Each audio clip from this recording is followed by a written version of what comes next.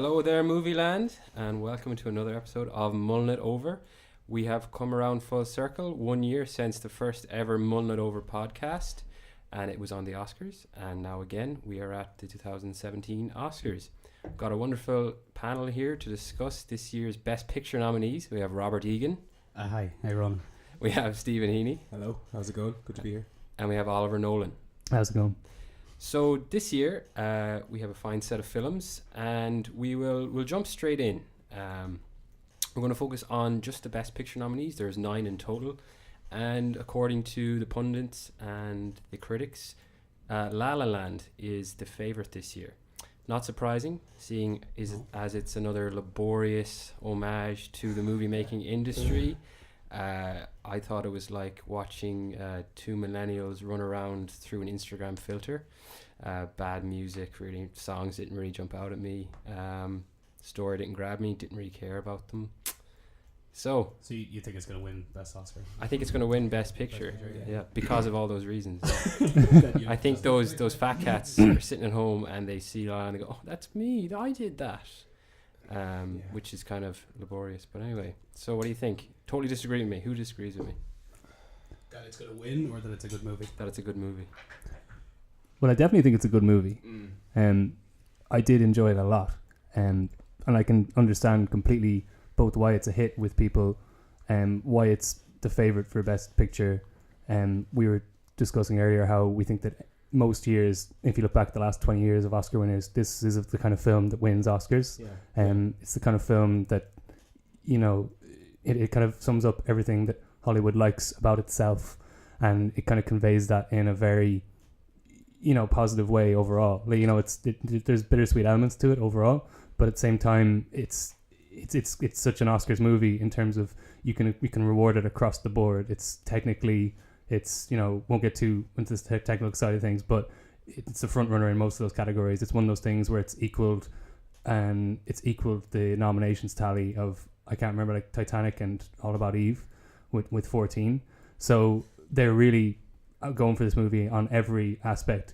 And, you know, I think part of the reason people are objecting to that on such a level is because it probably doesn't deserve a lot of those, you know, be it Best Actor for Ryan Gosling. When you look at who he's up against in the other categories, you know, this just isn't that much of a challenging part.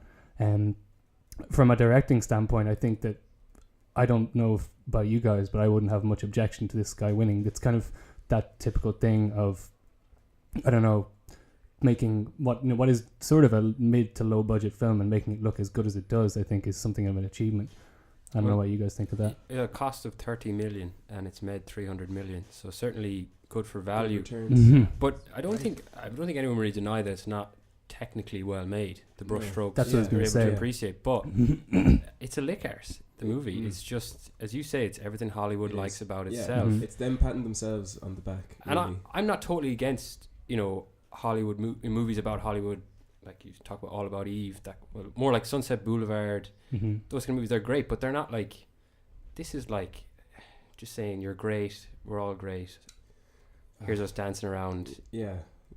I mean, I didn't hate it by any means, you know. And like earlier on when it was released, it was kind of inescapable, you know. There was reviews, 5-star reviews, you know, all over the internet, and I hadn't seen it yet, and it was one of those things where it's like, is it really going to be as good as everybody is making out? And then I watched it, and and now it's getting a lot of flack, but I don't hate it either. I just think it's a solid 7 out of 10. You know, it has some great. It's a beautiful movie to look at. But is that what's supposed to be a Best Picture? It's 7 out of 10. Not in my view. So what I'm trying to say, it doesn't deserve to win Best Picture, but it probably will because of the nature of it. Yes. Well, actually, just on the point though, you mentioned it had 14 Oscar nominations, kind of thing, and people constantly talk about how film is meant to be a collaborative business. So I mean, generally, Best Picture anyway should have that many nominations for it, not just Best Director. You know, a Best Picture should be across the board Best Picture. Okay. Now, I've not seen it, so I actually can't really say if it does deserve all those nominations or not. But in general, a Best Picture should have that sort of amount of nominations for everything. It can't just be the one thing it wins be Best Picture. Well, isn't that kind of thing where you look at some films which, you know, get nominated for Best Picture and how straight off the bat, you know, people kind of write it off because it isn't nominated for editing, it isn't nominated for production design. Say something like Manchester by the Sea, as we'll get to it obviously, but as great a film as I think we all think it is, and as affecting as it is a story, and from an acting standpoint, it's sort of, not that it's lacking, but that it doesn't try to be the top of its game in a lot of those elements. It's a little bit more subtle, whereas something like La La Land, which is razzle dazzle, look at me, original songs, amazing cinematography, that's sunburst, all the rest of it. It sort of screams everything about everything that we inverted commas we love about the movies. And again, that's why the Oscars would be chomping at the bit to reward it for that. But like Hollywood as well, sorry to interrupt, but Hollywood, they really love success stories, and like this movie is obviously about two success stories, and the director in real life, you would say, is an actual success story. So it's kind of like them just saying, isn't it great what Hollywood can offer people? If you come over here, in the movie about two people who are kind of struggling, and you think, oh God, they sacrifice everything to go to LA and work in cafes and struggle and whatever, and there's never any doubt in my mind that they would become successful at the end. There's just no, it could happen to you. It's very Hollywoody, and I don't like it. It's a pure lie. It is. Do you know the way to San Jose? I mean, come on. I'm not Ryan Gosling, to be fair. But that point about the all style, no substance. Like the scene where they dance and the observatory, and they're in the stars, and it's two silhouettes. I'm like, okay, that looks nice. But I don't care. I don't care about these people. They've no chemistry. Whereas Manchester by the Sea, it's two guys in a kitchen, and I'm almost crying, and they're just going, not even talking. They're just eating like leftover pizza. And I know we're only focusing on the kind of best picture aspect here, but it just kind of annoyed me that maybe not so much for Emma Stone, but that Ryan Gosling was nominated for best actor, because he doesn't really do anything. You know what I mean? He sings himself. I think that it's kind of, if you when you look back at the 60s and 70s or whatever, maybe not a little bit further back than that, it's more of a kind of classical best actor performance, in that it's just this actor or actress just doing what they do and doing it very well. And I think that that's what the performance is. You don't see any new side to Ryan Gosling in the film. Not in the way that in Half Nelson, where he's pushing himself to extremes, and that's the last time he got nominated for an Oscar.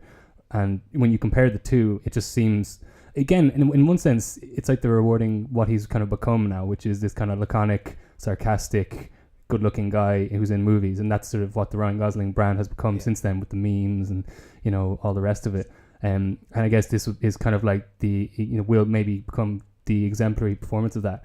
But I guess when you set that against his competitors, it seems sort of bizarre. It's ridiculous. I guess it makes that whole competitive element even more bizarre, because how can you say which is better? I feel. I mean, someone, to go back to what you mentioned there, someone said it to me earlier on in the week. Ryan Gosling's character is this like struggling jazz musician who's got no possessions except his piano, and he's walking around Hollywood looking absolutely impeccable. You know what I mean? In the best. He's got some really good shampoo. Looking great. It doesn't make any sense. And obviously that's not really important when it comes to the movie.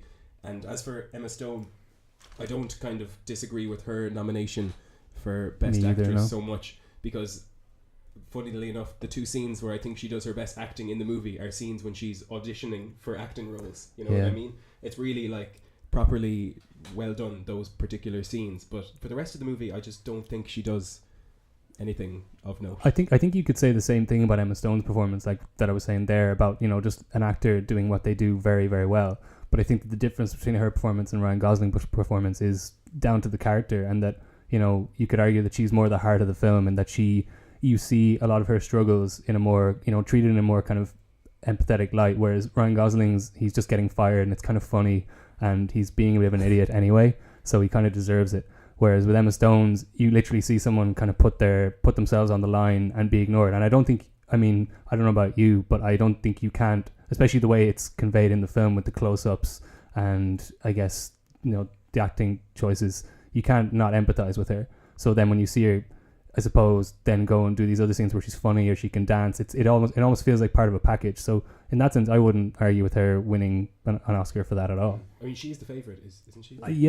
It's between her, I think, and Isabelle Huppert from Elle. Okay. But what about Natalie Portman, is she not in the running? Jackie, but she has one, doesn't she? Yeah, I think that. I guess that makes a big Probably difference. works It really against her, does, yeah. yeah, unfortunately.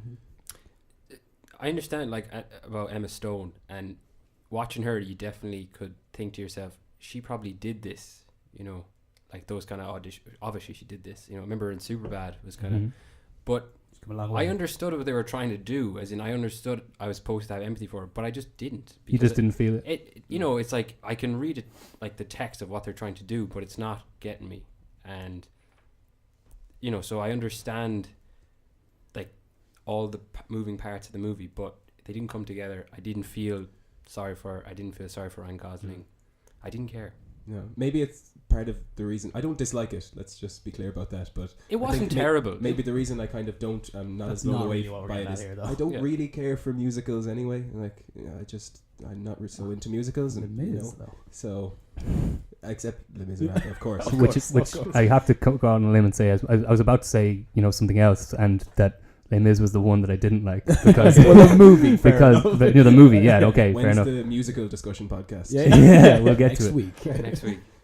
All right. So I mean, yeah, La La Land. I mean, so we probably exhausted it for all it So, was. I mean, do you think it's a 7 out of 10 as well? I mean, yeah. I mean, I think technically, so, it was yeah. very well done. The colors. It looked, I as I said, like an Instagram filter. But okay, fair enough. no, yeah. it was good, Oh, and same. there was some really nice shots. Like they would have a lot of scenes where almost everything would be dark, and there'd be like a corner with a street light, or you know, and it was like LA. You know, it made LA look very attractive. I have to say as well, sorry, Oliver, but the last 10 minutes I did really like. I thought the last kind of final close, the scene. What was that all I about? thought it was quite good. I thought that was great It's like, because oh, this could have happened, but you know, I think the reason that was so good is because the second half of the movie it goes from that sense of, you know, that opening sequence, which turns out to be very misleading, and that it's this massive number with a huge cast and tracking shots, and the film as it goes on and on gradually shrinks into this kind of, I suppose, a little bit more intimate setting where, you know, there's less and less, you know, big numbers. It's more and more about their relationship and how that kind of dissolves.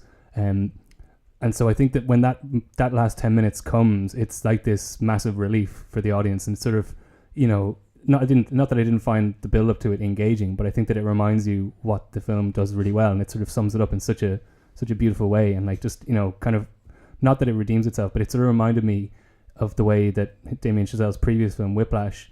I spent the whole film thinking, this is pretty good, and I'm engaged and I care about this character, and then in that last 10 minutes, I don't know what it is about him, but I think he wrote both scripts, and he's able to bring things together, I think, in such an amazing way, I agree. and building it to this crescendo, and then just leaving you on a bit of a high. Yeah. So for me, I think that as much as, you know, that second half of the film sort of maybe slows down a little bit and loses your focus, he brought it all together brilliant for me, and I thought it elevated it.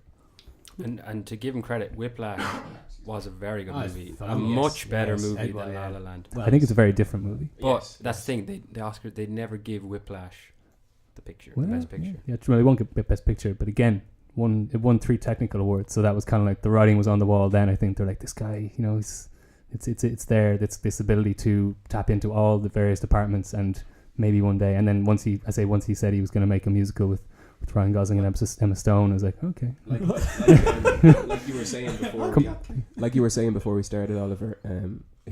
That director Damien Chazelle. I mean, his career trajectory has been pretty, I don't know, not unusual, I would say, so far. Like you were saying, he kind of went from obscurity to this now in such a short space of time. Like, I mean, what's his next movie going to be, you know? And I think what's funny as well, which we were saying, is that, yeah, I mean, I think he's doing a Neil Armstrong biopic next, Okay. with Ryan Gosling. Going So- for the stars. But what we were saying was, I think in 2 short years you can go from, you know, his previous film being The Outside, maybe it'll win something, you know, ultimately winning Best Supporting Actor in a few technical categories, and him kind of being this underdog, you know, maybe in with a lick for Best Director, but ended up not getting nominated. Then 2 years later he comes back with this, you know, behemoth, which is seen by everyone, you know, by far the favorite. And as much as we say this is the kind of film that, you know, it's part of the Hollywood establishment, it's amazing how quickly that can happen and how the tide can kind of turn, I suppose. But I guess maybe that's his willingness, or maybe his desire, I suppose, to become assimilated into that. maybe I'm getting maybe thinking about it a little bit too hard, but I don't know. When it comes to would you be happy if La La Land won? Best picture. I wouldn't be not surprised. Yeah. Would you be happy on a personal level though? Right. Oscars aside, I mean, or not Oscars aside, but No. you wouldn't be happy. No. And Oliver? I mean, I think at this point it's a foregone conclusion that it will happen. So it's hard to feel anything much about it. It's just like, oh, okay. Even no matter what you thought Would of you the film. be happy? No, okay, Oliver? okay. Well, yeah, I wouldn't be happy, but it's going to happen. I wouldn't be unhappy. I That's was a better thinking way to say what I said. earlier on in the week, I was kind of. See what I got to work with here? when All we- right, let's move on from this tripe. Let's talk about a real movie, Like, about I mean, real is that- people. But I mean, just on that point, I mean, is it just because we're so damn used to what wins or what we can just kind of expect? Well, to win, Paddy you know? Power have given it 9-2. 9-2. Yeah. leads. So I mean, I was thinking But about this. Paddy Power, no movies. Let's they did face pay out it. £1 million saying Hillary Clinton was going to win. So I was thinking about it all Then week, again. and it's the same for every Best Picture nominee. I find like when it comes down to who's going to win, in my mind, there's like who I want to win, who will win, who I Yeah, expect to this win, is who totally deserves to win. You know, because we You talked know about what I mean? Mm. Yeah. And it's been a crazy year, though. I think that La La Land will win. I don't want it to win. It wouldn't surprise me at all if it does, and it probably Yeah. will. But I don't think it deserves to win, really. Yeah, no, that's my point. But maybe the crowd's got a bit of Brexit fever. Maybe they'll they'll give it to Hidden Figures or something. All right, Those Movie Oscar podcast. voters, right? Yeah, let's move movie on though. podcast. Come on, Yes, we yeah, spent too much yeah, time yeah. on La La Land. Too So much. Manchester by the Sea, in my Yes. opinion, a far superior film. I remember seeing the trailer, and it was like this long montage of scenes of New England, and I was kind of like, oh, it just looks like a bit of I don't know, some kind of long-winded, just moany film. But it was really good. It was really Um, good. Very engaging. Very I well couldn't- paced. Like the way it was structured as well, like how initially you've the scene of Casey Affleck's character and as this as the handyman, and he's so like jaded, and you'd almost think, okay, he's just jaded because he's jaded, but then as you Yeah. find out through the movie, Yeah. watching he's it really again, jaded. he's- Okay, that's like, fair. yeah. I get why he's so No, fucking it's- jaded. Yeah. It's brilliant. It is. It was yeah, one of it's the great. first ones I saw on the list, and it's still been my favorite since I saw it. It's Not surprisingly, it's funny how you talk to everyone that like, yeah, Manchester by the Sea is better. Why isn't it winning then? You never know. I mean, Well, yeah, that's I true. know. But I mean, we're recording this before we know, but I mean, let's face it. I'm just on Congratulations, La La a Land. culture level, on a societal level. La La Land, it's like that idea that it appeals to Hollywood. Here's a movie that's couldn't be more further removed geographically, So what are you saying? and, Bring the vote to the people. and culturally. So it's like, yeah, like this movie I could relate to. I could see it, I could believe it, and it was much more affecting. Whereas, and I know you're supposed to suspend disbelief, but La La Land, it didn't do it for me. I couldn't. Look, that whole thing was suspend disbelief. Like sometimes you're just not able to do that. You know, I mean, You're just bullying, and you're you just don't yeah, want like it. well, this is fucking bullshit. Yeah, but they should. Manchester by the Sea wouldn't let me do that, and I was sad watching it. Oh, yeah. I was sad. It's I funny- mean, It was, again, I it know was it's hard.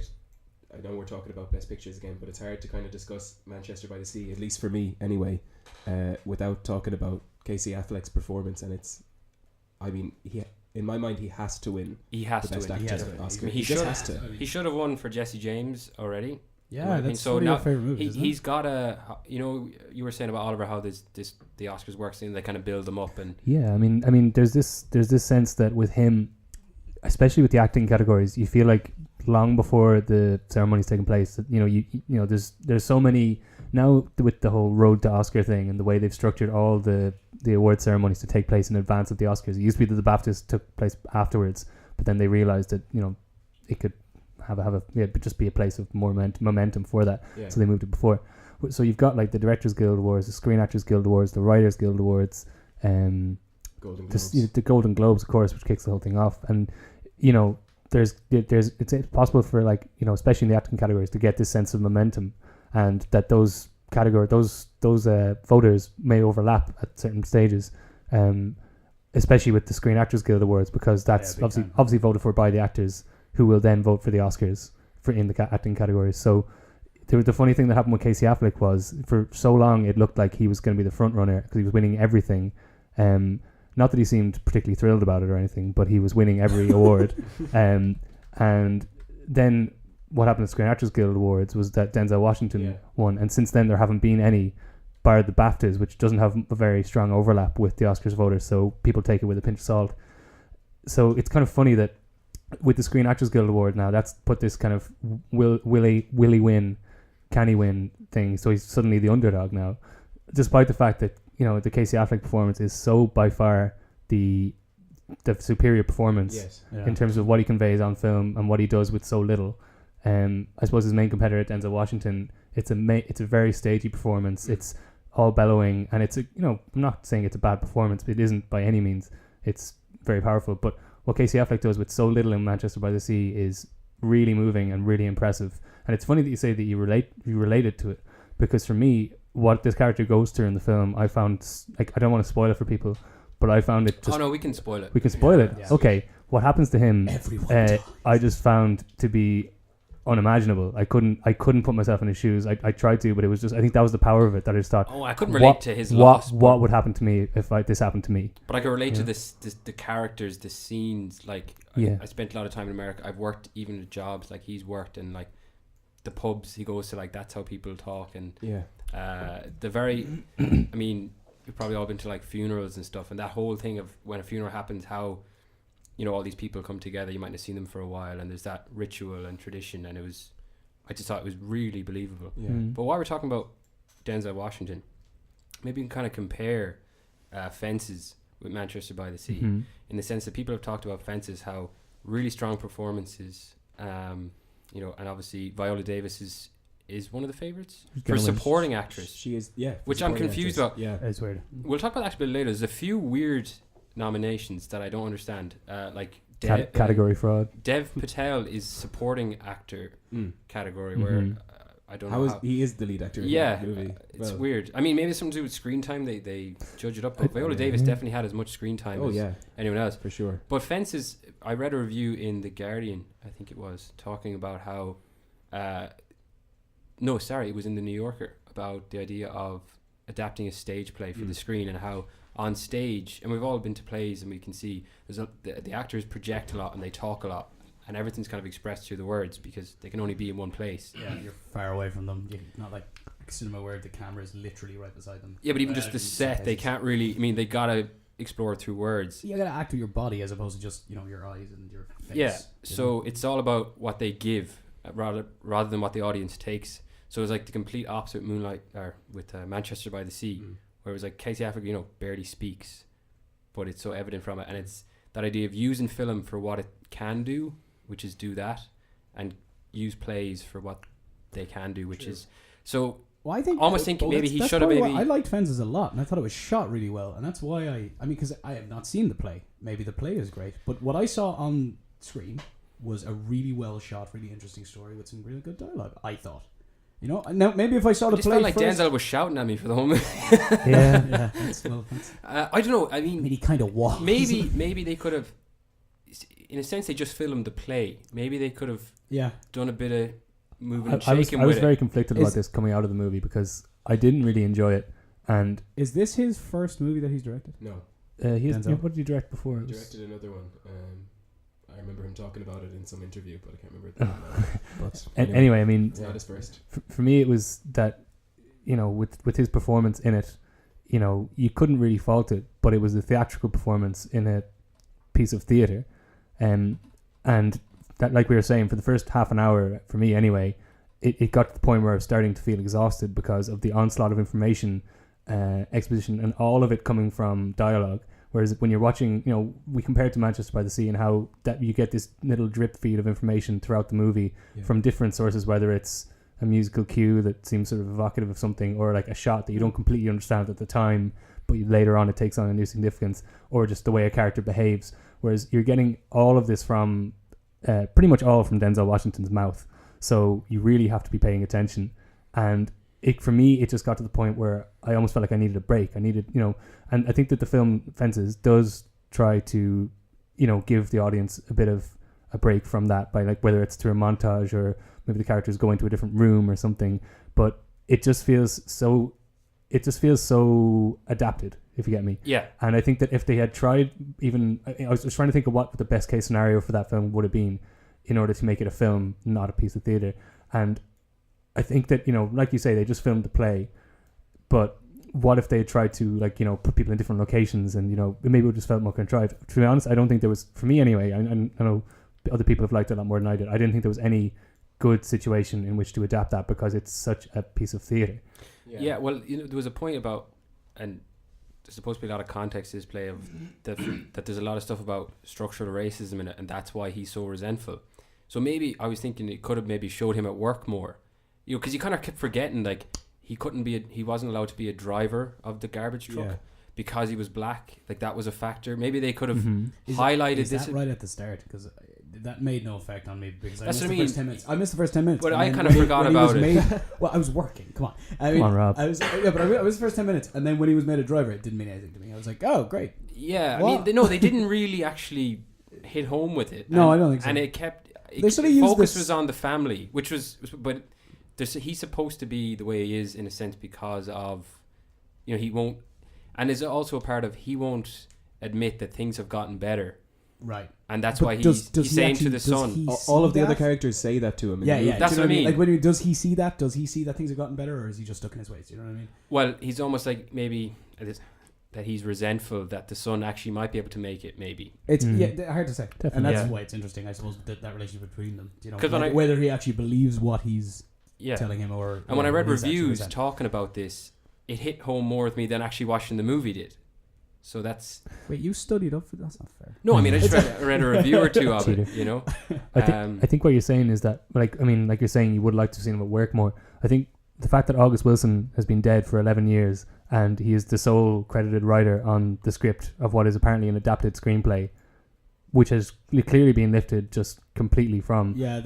There's been no, and you see in change interviews to it, as well that Denzel Washington is, he begins and ends every interview or award speech by praising August Wilson and his script. Like, he's taking very little of the credit here, all because I suppose for him all he's doing is he's like, speaking those words and acting out that character. And I think that's definitely true, because there hasn't been anything really done to cinematize what's there. Yeah. Like you're saying, when you're watching a play, you don't question the fact that you're not seeing him when he's having these affairs, or that he's in work and seeing how he's treated, because it's a limited space. Yeah. But when you're watching a film, that has a strange effect, I feel. And I for years I wondered when I was watching adaptations of plays why that was, and then you realize it's because there's this weird claustrophobic thing happening where something's being kept from you, but not in a way like Manchester by the Sea does, in a way to build towards a reveal or to I suppose benefit the story, literally because of constrictions that the play then works with and can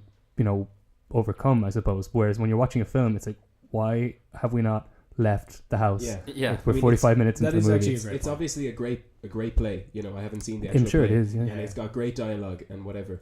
But I mean, how many plays that take place more or less in the same location with some really great dialogue with kind of two principal actors could you adapt into a movie, and not have it be the same as Fences? You know what I mean? Right, Reservoir Dogs is the one that kind of pops out that worked. But then they did go out of they did show scenes outside. At least they've got more than two characters there, you know that's what true. I mean? Yeah. This is just basically about a man and his wife, featuring Mm-hmm. his best friend. Room as well. Right? It's like, in Bruges, that was they say it was adapted from a play called The Dumb Waiter, which is just two guys in a room. So, they took it out. That's funny. Well, Moonlight is adapted from a play, but we'll get to that. Yeah. But one point I want to make was last year on the 2016 Oscars podcast, very famous one of the top listens. I've heard of it. What's that? There was one of my all-time guests, David Morales, made this point when he was talking about Spotlight versus The Revenant. And his point was Spotlight was like a play in the sense there was basically people in rooms talking about what the issues and the story, and it was very good. But his argument was, what should win Best Picture should be the movie that does the most as a movie, that takes cinema as far as it can go. And his point was The Revenant was, breaking new ground. It was taking cinema as far as it could go, like out into the middle of the Canadian wilderness, and making this historical piece that was completely believable. Whereas Spotlight, as good as it was, it could have been done as a play or as a TV show. It's not taking it to the next place. Like, he talked about Birdman as well, the idea of a tracking shot. This kind of, I know it wasn't a pure tracking shot movie, but kind of not avant-garde, but at the No, moving new ground. And totally I think, agree, though. I mean, that's a great point to make. It comes back to what we're saying about, I guess if they were, if La La Land didn't exist, would Manchester by the Sea be the front runner?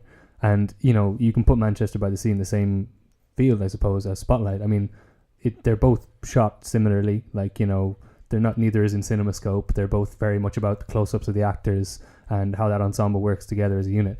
Whereas La La Land is all, sunburst, landscapes of LA, like, these huge, amazing shots, original score, all this stuff. And it's, again, it's like, it's bangs and whistles or whatever the expression is. I think there's a few films, this year it's such a selection of films that, there's one or two or three which are kind of, pushing in that way, like say The Revenant, none to that extent because that was pretty ridiculous what they all went through. But, there's those films, and then there's the ones like, say, Hidden Figures or Fences, or these were a little bit more almost televisual in their approach to it. I mean, yeah, La La Land did have some cool technical stuff, but a lot of it was frills, a lot of computer generated stuff. Whereas Lion and Arrival for me were more, as far as cinematography and locations, more so Lion. Like some of the shots in that, a lot of the aerial shots of India and stuff. That was like probably CGI. That movie managed shot of India, probably CGI, unfortunately. Lion managed the impressive feat of making a Google Earth search exciting. Yeah, longest promotional video for Google Earth ever made. Oh, it's funny that you say that about, Rob, you're saying that about Lion, and Ronan, you're saying that about La La Land, probably, a lot of CGI. But what's funny is I think we're so conditioned to think that things are CGI now that if we see some kind of amazing shot of a city or something, or like, well, more than people dancing in the stars. Something CGI. Well, of course that was CGI. They didn't actually. Look, I'll have to take that back because I haven't seen Lion, so I really don't know. You need to stop talking. Well, my understanding is that most aerial shots are now done CGI because it's cheaper. Yeah, but if you see Lion would look like it was done through straight up film. Like, it didn't even look digital. Well, like 35mm kind of thing. Yeah, it looked. It was, I don't know. It was shot very well for sure. Anyway, but the scenes, I mean, it looked like they just literally went down to the riverbanks in India, like where people were like washing themselves and just filming. I don't know if you're going to be able to tell the difference between like a fucking Red Dragon camera and a 35mm. What I'm saying is, it didn't look CGI. It looked. I mean, that's just because it's not Transformers. I mean, it looked real to me anyway, and that's what it's meant to do, though. You mean that it captured the setting? Like it wasn't just like, they showed up. There was these big wide scale shots of bridges and rivers and trains, and I don't think it was CGI. I mean, well, you felt like I don't think I think it's Lion is definitely not a CGI heavy movie. Yeah, so let's write that one off. Yeah, no. Anyway, Manchester by the Sea is great. Yeah. CGI. I almost it's just such a good movie. I was like, what do we even got to say about it? Like the lead performance is great, and the lead performance is only enhanced by the movie. The way that the scenes of the past, which they don't kind of explain or give you, this is happening in the past. It's just kind of shown, and the way that those scenes are juxtaposed with the scenes of him in the present, completely broken and alienated. Only as those scenes in the past continue throughout the movie, that only lends more to his performance, because you really think, oh my god, this guy, what did he go through? And then you finally find out. And you kind of, you feel for him. It's really, really affecting. Yeah, it really is. I mean, and those scenes, we talked about lead performances, and like, it's almost a cliche to say this about performances, but the best parts I thought of Casey Affleck's performance are the scenes where he has no dialogue. Like, there's two scenes in particular. The first one is in the morgue at the very beginning, where he goes down to see. Spoiler alert. No, we can tell you his brother who has died. And he dies immediately. He says, "Can I see him?" And the doctor says fine, and he goes in, just looks at him. It's completely silent. He doesn't know what to do with his hands, and he just kind of reaches down and gives the brother a kind of a weird hug kiss thing, and then he leaves without saying anything. And then later on, in one of the flashbacks, when he visits the brother and the nephew, 10 years, 15 years before the present part of the movie takes place, the Casey Affleck's character is leaving, and his brother says, he's obviously trying to console him. He has no idea what to say, and he says, you have to say goodbye, to the kid. And Casey Affleck's like, yeah, and he's just kind of standing there. Neither of them know what to say to each other, and the brother calls the kid out to say goodbye, and Casey Affleck is just kind of, you can feel the uncomfortable you know, they're just the horror. They're like because he's just lost his 3 children. For everyone has his seen brother. At that point, you know what's happened to him as well. So. His brother doesn't know what to say. He doesn't know what to do. It's just it's unbelievable acting performance. It really is. It's Yeah.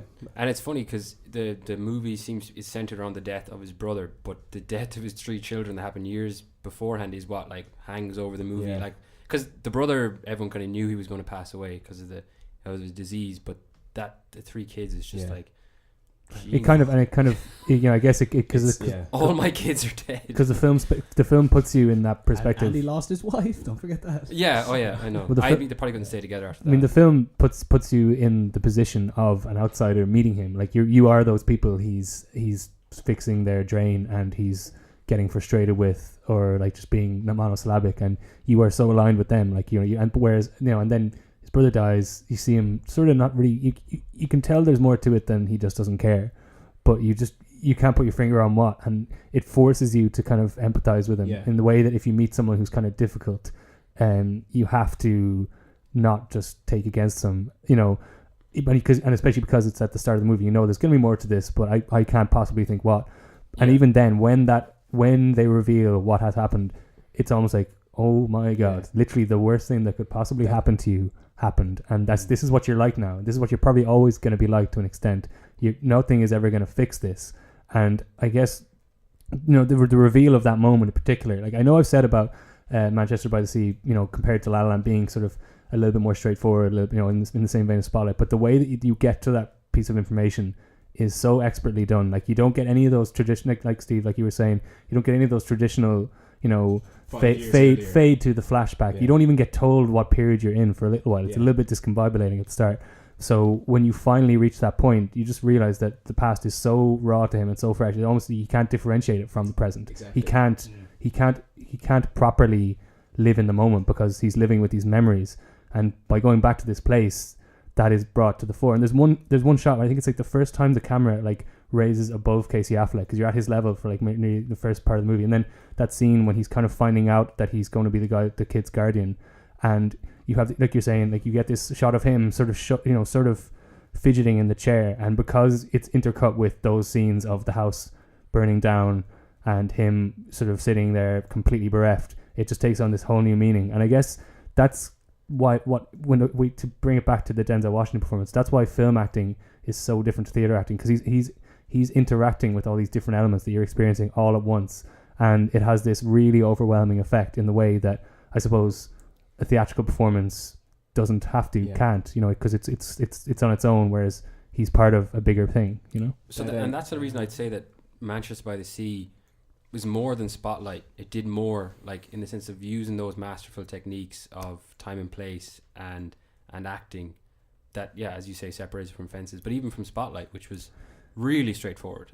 Yes. One thing I just want to say before we move on from Manchester by the Sea is, as you were saying at the start, like he has to go to this Manchester by the Sea, from his house in wherever he lives in Boston, and like it kind of hit me later on in the movie. He wants to take the nephew out on a boat, and I think it's the dead brother's best friend or some woman who works with them, after he hires or tries to sell the boat, the lady says, I don't want him coming around here anymore, and you kind of realize that all of the other characters in this town, Manchester by the Sea, know the story of Casey Affleck, of what happened to him, and fair enough, it was an accidental tragedy and whatever, but like kind of realize then that everyone in this town knows his family, knows the story, it all kind of adds to how uncomfortable he is being there. And also that what you're getting at there, someone else I know saw the movie, took sort of, not that they took against the movie, but they sort of took against his character.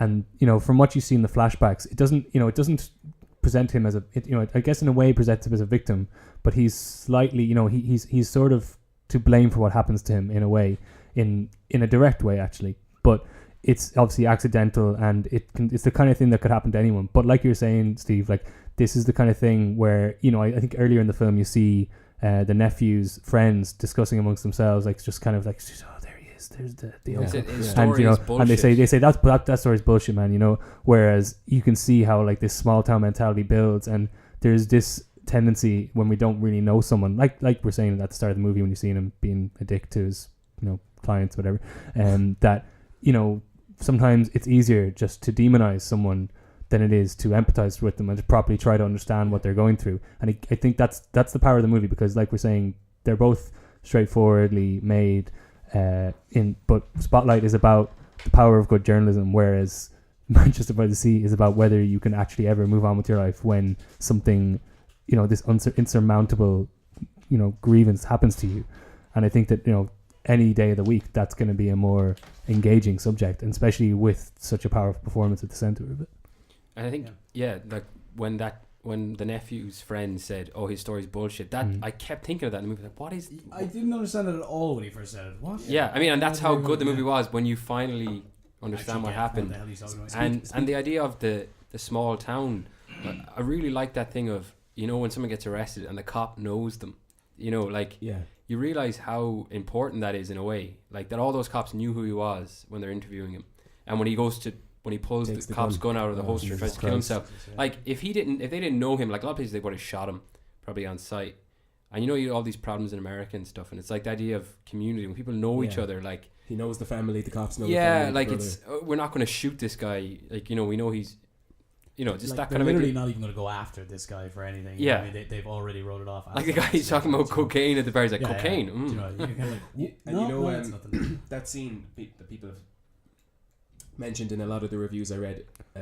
Speaking of strange nominations, maybe not strange, but the scene with Michelle Williams towards the end. Like the scene with Michelle Williams, it's just unbelievable. It's an absolutely incredible scene, and obviously she's remarried, isn't it, and she has another life and other kids, whatever, and she's obviously come to the realization that this is just a tragic thing that happened to her when she was married to Casey Affleck's character, and she's trying to offer him some type of closure or something, basically saying that I don't blame you anymore, and he just can't. He can't deal with it, He even says as much in the scene. He's just like, there's nothing there. And she says something like, "You can't just die." Yeah, something like that. Because the way he's walking around, he's just dying. He's just so withdrawn, so isolated. But I think you can see that she hasn't quite dealt with this either. Like, I get what you're saying. Like but she's over blaming that goes him right back for into what you were saying. What do you mean, sorry? She's over, obviously she blamed him for this tragedy, and you see that obviously over that now because of her own personal development. But she's got her own personal grief going on where she can see that this guy will never be the same again, and she blames herself for being a part of that. And it's kind of like, can they ever come back from that? I guess that's why that scene's so powerful, because it's this weird sort of real awkward moment where they're not going to fall into each other's arms, they're not going to reconcile. That doesn't happen in real life. It would be ridiculous at this point in the story to pull something like that. So exactly. You at this point so much about their history that it's just, you can't not feel completely, I suppose, bereft after he walks away and just leaves her. It's God. All right, so the next movie we'll talk about will be my boy Mel. He's back in the chair, and he met Hacksaw Ridge. I mean, it sounds very Mel Gibson-esque. I saw the movie, thought it was fine. Seemed a bit like 300 set in World War II. First part was pretty like vanilla, very glossy. I like that romance. No, it was fine. It was just like it really didn't bother me. It was West Virginia, which is now is like a dilapidated Trump country place. No more coal there, but back then, it was like this really rosy American place. And I think a major part of the movie was, if it wasn't a true story, I would have been like, I'm not watching this movie. That's a great point. So the fact that it was true, it really relied on that. Yeah. And the action scenes, as gory as they were and as stylized as they were, they didn't really affect me. Like, I mean, because I'd heard people say this movie is more violent and more realistic than like Saving Private Ryan and stuff. I'm like, no way in hell. Like Saving Private Ryan, I felt like I was there, even though like that's an amazingly shot scene. It's almost unfair to compare to that scene. Well, but that's what people were comparing it. But, people were saying that. One sec. And definitely not a correct analysis. Some of the violence was quite bizarre, a bit funny almost in it. Way over the top or under the top. Like, and I mean that in the sense that like bullets seem to be doing a major amount of damage. However, he's looking at bombs landing near him. Do you know what I mean? There's a stark difference between. Well, it was funny. There's been a lot of behind the scenes stuff posted about this movie, and there was some crazy new technology with pyrotechnics used. Like they literally, those explosion scenes are actually like explosions, but they don't hurt anyone. They're weird. They were like showing how they can literally, a guy can stand on it and it could blow up, and he does a flip or whatever, but the explosion is harmless. So Cool. there apparently was quite technologically advanced, but I mean, I don't know. I kind of forgot about the movie the minute I watched it. For special effects, not actual war. Yeah, no, I mean, You know, obviously, so let's not compare it to. Wouldn't be very good if the explosions didn't hurt anyone in a war. But yeah, what do you guys think? It was like you were saying, the way I kind of view it is a movie in two parts. You know, the first part is about the good old boy living in that part of America, you know, getting the gal, being religious, whatever, has the abusive father. And then he goes off. Has Agent Smith as his dad. And then he kind of has his moments at the training, you know, and it's not very Full Metal Jacket-y at all, you know, but they're kind of trying to keep him down, and then he goes off to war, and then the other kind of part of the movie begins. And I much preferred the second part of the movie, you know what I mean? Not to say the first part was bad, I just kind of, it was a bit cutesy in parts, you know what I mean? And there was a point where he said, "Whole word's so set, tear yourself apart. I thought best thing I could do is try and put a piece back together again." It was like, did you just say that? Well done. Shoot him in the head now. yeah. You would think some of the army people who he ran into during his training would have just been like, get out of here, you know what I mean? You're not coming. I mean, very admirable character, but then Like again, it's a party or something. It's all based on the fact that it Who are really you? happened. What are you doing here, man? No, it's I mean, it does. It all hinges on the fact that it's true, and the fact that it is true is just mental. outrageous. I mean, you know, they show the True-ish. statistics of how many people he saved at the end. Something like 70 people or something. Absolutely, Yeah, but like over, incredible. you know, not to diminish the thing, but over like a week or two, you know. Still though. Oh, was it? Wasn't? I thought it was over. That's grand. So that's never mind. I mean, no, like not to diminish it. Incredible thing. That No, he I don't think it was a did, you know. week. It was like a few days. it was 3 not days. sort of like an But the movie overnighty. portrayed him. It was overnight. I mean, it was like It a did day portray and a it night as and a a day. Just one Kind of. more. Oh, Just maybe, one yeah. more. I don't know. Yeah, and I mean, I don't know. Another thing, I mean, I like. Well, no, I don't like actually. I'm not a big fan of Andrew Garfield as an actor. You know, I have yet to meet someone. and I don't know how I feel about his. Well, performance. you're about to meet someone right now. Oh, you like him? Well, I saw Silence, which I think was robbed by not getting nominated. I thought he and was better in that. Incredible.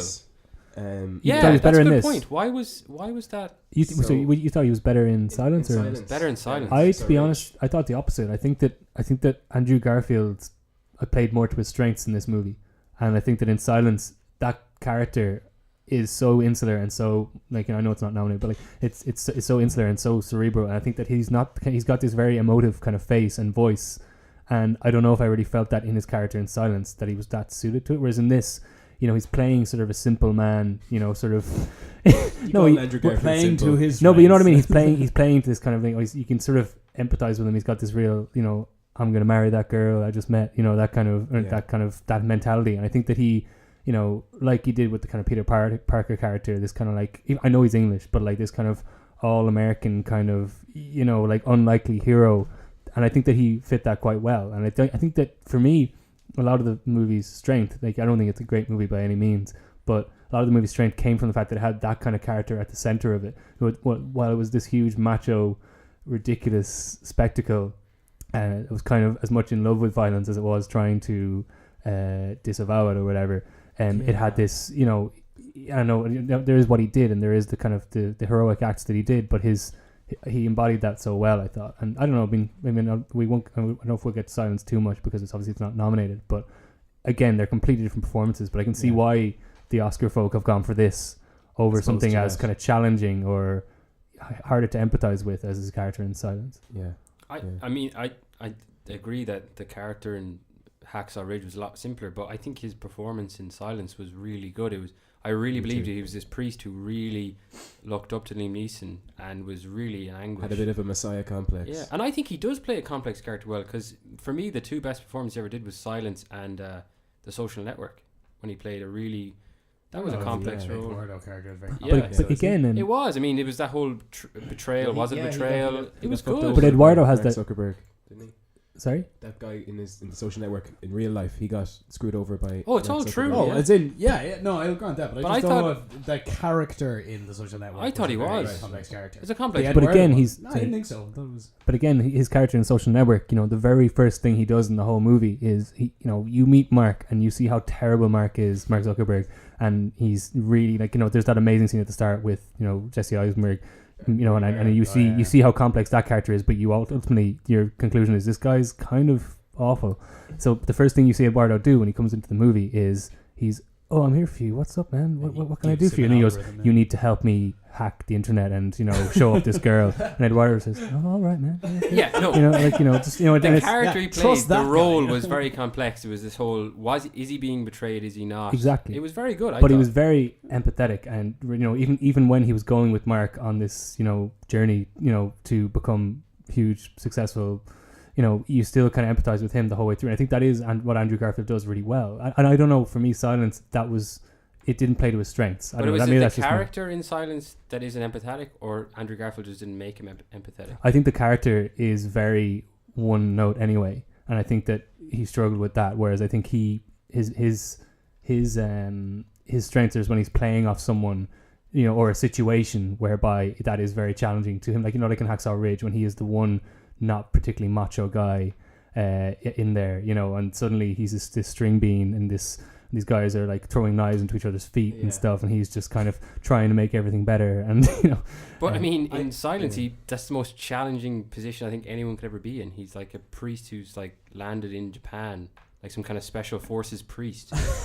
And I mean, it's like, I don't know. It's on the one hand, it's like, does he play one note characters well, or is it? I mean, it's hard to say who could have really, I suppose, made that character a fully rounded being. I read an article before. I can't remember who wrote it now. I think it was the guy Peter Travers, is it the Rolling Stone guy? Yeah. He was saying in Silence it would have been good if they had swapped Adam Driver and Andrew Garfield. If they just played each other's characters. And I thought that was kind of interesting because Adam Driver kind of commands this kind of depth.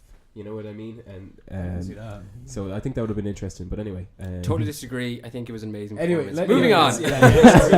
We didn't talk about Hacksaw Ridge. I think we've kind of said as much as we can say about it, to be honest. Is The one thing- you think it's a war film or anti-war film? The one thing I don't buy that whole label crap. It's about war. Oh, you're not about labels, man. I think Mel Gibson is a good director. Me too. He's a very good director. Like South Park said it best. He really understands story structure. Yeah. The one And let's be fair, does. people in The Hollywood English are bad in every movie. Which is his thing. He is Always. terribly historically inaccurate, though. Now, this one is actually not far Yeah. from the bar. I'll give him that. But in general, he really is bad for that. So Doesn't that history get in the way of a good story? He just. Yeah, but I came the home way to it raise should be. crops and God willing a family. It's all for nothing if you don't have freedom. The one thing I did want to say about Hacksaw Ridge, which I think is like, aside from the performances and everything, is so notable about it, is that it's that obsession with violence even when it's not necessary. And like we say about the first half of the movie, how it's this kind of hallmark kind of Nicholas Sparks vision of America, just like there's no racism, there's nothing's bad. There's no black people. There's also there wasn't any. brilliant, no racism. And so it is this like there's this really kind of like hallmark card approach to the whole thing. Then someone's foot gets run over by I don't know, a tractor or something, and there is blood everywhere. It is a bloodbath. It's horrific. Andrew Garfield is covered in guts. And this is like 10 minutes into the movie, and you get all these little suggestions, and like then and then you see like a soldier who's been brutally disfigured in the context of this kind of like isn't America a wonderful thing? So it was almost like it was structured like a horror movie in that way, which I found kind of not so much like it was a good artistic choice, but sort of interesting, I suppose. Like just like so he structured the whole thing like a horror movie. It was gorier than any horror movie I've ever seen. Yeah, It was the exactly. most That's gory what I movie mean. I think I've ever watched. And it was like it's like when I don't know. It was so hard to engage with those war scenes then when they finally did arrive, in terms of like someone dying or someone being in danger, because it was almost like Mel Gibson wanted you to be looking forward to that, because it's like, oh, and how horrific is this death going to be, worry, or blood's like, who's going to coming. die next? And that's suppose- like a topic in of itself, violence in war movies. Like obviously this whole thing, the real Okinawa situation was obviously brutal. There was people with flamethrowers and rocket launchers and guns and whatever, and it was obviously a completely wasteful, pointless loss of life and stuff. But yeah, I mean, I actually feel as though you're right. The violence in it is a little too much. You know, maybe it all did happen, and it was probably even worse in real life. But in the movie, you know, having like rats and crows pecking people's guts out and stuff, it's like, yeah. That did happen. I know it did, but it's the fact that Oliver said that it's so. There was something brutal. Exhibitionist about it, though. Yeah, the way exactly. Completely. It's so brutal, and the way it's hinted at. completely. You know. That, like when like it builds up to kind of one specific violent event, you're kind of like already desensitized to the But I will say craziness of it all. and I didn't think of it till now, and you kind of brought it up as a point, like the idea of that America did exist. Those Americans, like in those places, it was very idyllic, and for them people to go from that to Okinawa in like they'd be trained in 3 months. They go from that to that, and like you can read like reports about like, you know, in like military reports talking about how soldiers reacted, and they didn't react like very well at all, obviously. But I mean, like even German commanders talk about how like Australians were much better in combat situations because they came from a way more hardier background, but Americans were so green, like everything was so nice, Delicate. and they went from that to like, you know, literally like there was that charge scene when the Japanese are like coming out of the ground and there's just like endless waves of them. Yeah. And I mean, imagine going from right in this studio now to like 3 months down the line. I mean, maybe there was the idea of showing the huge contrast, and maybe, as you say, like leading up to it with that crazy gory car crash. But which does, and like even he's crossing the road with, you know, his girlfriend He at always- one point, yeah. and he nearly was hit by a car, and there's the real sense that if he got hit by that car, he would have been split in two. You know, like if, you know, His guts would He have. would've God help the person who does get hit by that The car. Japanese you guy know, would have like- jumped out of the car and bayoneted him. Yeah, Exactly, you know? blown himself up. So can you imagine if it won Best Picture? Oh my God. I don't know. I don't think it will. But let's No. You can't. let's go on to another picture, kind of around the same era of that golden American age, Hidden Figures. Yes. And in a way, right? So we talked about how in Hacksaw Ridge, you know, there's no race issue in it, and this year obviously it's Oscar so black because last year was Oscar so white. So I mean that's definitely on people's minds as they're voting, and you know, For sure. maybe there's no harm because I mean I think there's an idea of the question probably hangs over it is like every year is there movies with a black theme as good as Moonlight?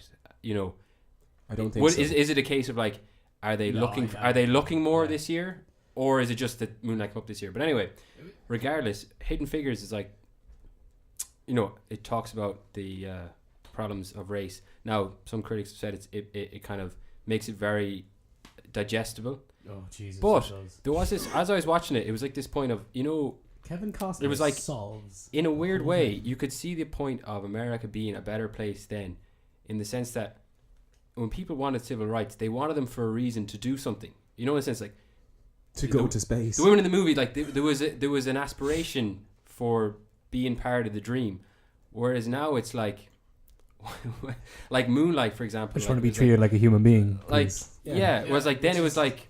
To be fair, kind of what civil rights is about, though. Surely. But you know what I mean? It was like the American then was more like, even watch that movie about the struggles of those women. I actually think I get what you're getting. Do you know what I? Yeah, I don't know if I'm articulating myself. It was like the even though climate there of was the 1960s much was more like, stark we can do anything. racial stuff, like the fountains and the bathrooms. Yeah. The segregation. What America was doing, like you could see where people were like, I want to be part of this. Like there was. Yeah, okay, because of the JFK speech. Yeah, like we don't do these things because they're easy. We do them. Yeah, okay. Now, that's cool. now the only reason you want to be part of the state would be to build a giant wall. Right. You know what I mean? It's like. I don't think anyone That's wants to be true. part of That's that true. anymore. Do you know? sure. That's my point about the movie. Yeah. I actually thought it was quite enjoyable. I enjoyed Very it as well. vanilla. Very. You know, it was How like, is it nominated for Best Picture? I know. I mean, it's just so. I think not it's the a Oscar Best so Picture, black thing. you know? I mean, Well, possibly. Unfortunately, I don't know if it is. I think it's a factor, man. But I mean, it's a great Well, of course, story. it's a factor. The story is great. It's I not mean, the complete factor, but did any of you know that this actually happened? Like, Oh, yeah, you I know, looked them that all I up. never- Yeah, of course. never- Oh, as in I looked. Never heard of these. these women, you know, and like I enjoyed it. Like I said to you the other day, it's basically Remember the Titans and the Great Debaters, except with women scientists instead of black football players and debaters. You know, and it's really good. there's That actually doesn't- a deleted scene where they play football. yeah, that doesn't hurt at all. Beat all the white people. The three female lead performances. I suppose it's Taraji P Henson is the lead, and then the other two are the kind of supporting. And one of them was in Moonlight. Janelle she's Monáe. also- yeah. Oh, two of them. actually, yeah. Mahershala Ali is also. And actually, this yeah. point, I talk about the idea that this movie was nominated. Think of Mahershala Ali and what was it? Sorry, what's the other? Janelle Monáe. Janelle Monáe. Right, they're in both movies, and think of like the difference. Like Mahershala Ali in this movie plays like this one this is wooden one is like National Guard officer, where in the other movie he plays like this guy who just it's insane Gangster, the power he has. Yeah. And you're just like, that movie got nominated and that movie got nominated, and you can even cross section them by saying like these people were both in both movies, and like one of them is like, oh hello there, I've got some cheesecake here for you. It's like what? And the other one's like, well I mean he's nominated for one of the movies. I know, but one of the movies was nominated for Best Picture, and like not that he did what he could with the script obviously for Hidden Figures. But I mean, look at it like this. You know, Mahershala Ali is essentially playing the love interest character played by, you know, hundreds of women in Best Picture nominees over the course of several years. He literally he appears in, he kind of criticizes her inadvertently. It's a bit of a meet cute situation, and he's really thinly characterized. And I mean, that's literally how any kind of female love interest has been characterized in many an Oscar-winning movie over the years. So I don't think I don't think it's a totally legitimate criticism. But even Janelle Monáe, Monáe, like her character in Hidden Figures, she's like, what? It's a bit like cartoonish. Well, I mean, the film is to Moonlight. Well, I would say it's heightened. I think that Moonlight and Hidden Figures, I don't think it's totally fair to compare them. Like, they both deal with issues of race in America, but they both they deal with it in totally different ways. Whereas like we're saying with Hidden Figures, it approaches this in a very broad, very in a sense that it's PG. It's going to have mass appeal. It's actually made more money than La La Land in the US, so it's more of a hit. I think that it almost has that kind of, it's like the popular vote, I suppose. Like if the Oscars were voted for by people, Hidden Figures would be in with a serious chance, you know? It's a good movie, but if we're talking about the stellar films, the powerful movies of the year, it's not not compared at to all. Moonlight. No, That's my point. It's not compared to a lot of films that aren't on I'm the not list, saying you know? what the heightened state of the characters doesn't work. It works very well. I really enjoyed it, but it's not it's not doing anything powerful or new with movies. No, it's not. And that's my point. And it was just interesting to see the same actors in both movies. And they're totally aware of themselves. Probably like, hey, I'll do Hidden Figures. Nice. Yeah, but I don't think that the actors think that they were, by doing Hidden Figures, especially Mahershala Ali and Janelle Monáe, that they were like, oh, I'll do this movie, you know, and they'll make a lot of money. It's going to be fun and enjoyable and a good movie. Yeah, you know what I mean? I don't think... I mean... I'm not belittling them for doing it. Yeah, I don't resent the fact that it's nominated for Best Picture. Obviously, it's a different kind of movie compared to Moonlight or Manchester by the Sea or Lion or whatever. It's on the second tier of the movies. I enjoyed it a lot. And like, another thing, I know this doesn't come into it a lot, and it certainly doesn't come into the minds of the people in the Academy, but like, it's easily the happiest movie of all of the movies nominated on this list, except happy, isn't it? Shiniest, like, do you know what I mean? Yeah, I mean, it's a feel good movie. Yeah, it's you had Pharrell doing the music. It's the least soul crushing. I danced nailed it, you know. Yeah, at least my soul was the least crushed after this movie. There's nothing wrong with a good happy movie. It's just I don't know. I didn't really like it. Well, this will lead us into the next kind of point and the other movies, right? So you have, I think, 2 tiers of movies for the Best Picture nominee. You have Moonlight, Lion, Manchester by the Sea, Arrival. I'll throw La La Land in there, I won't. Fences is straddling the line for reasons not of like quality, just didn't work.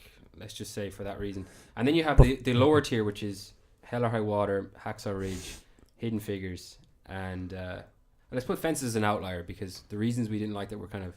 But so let's talk about those other ones that in what I consider to be the lower tier.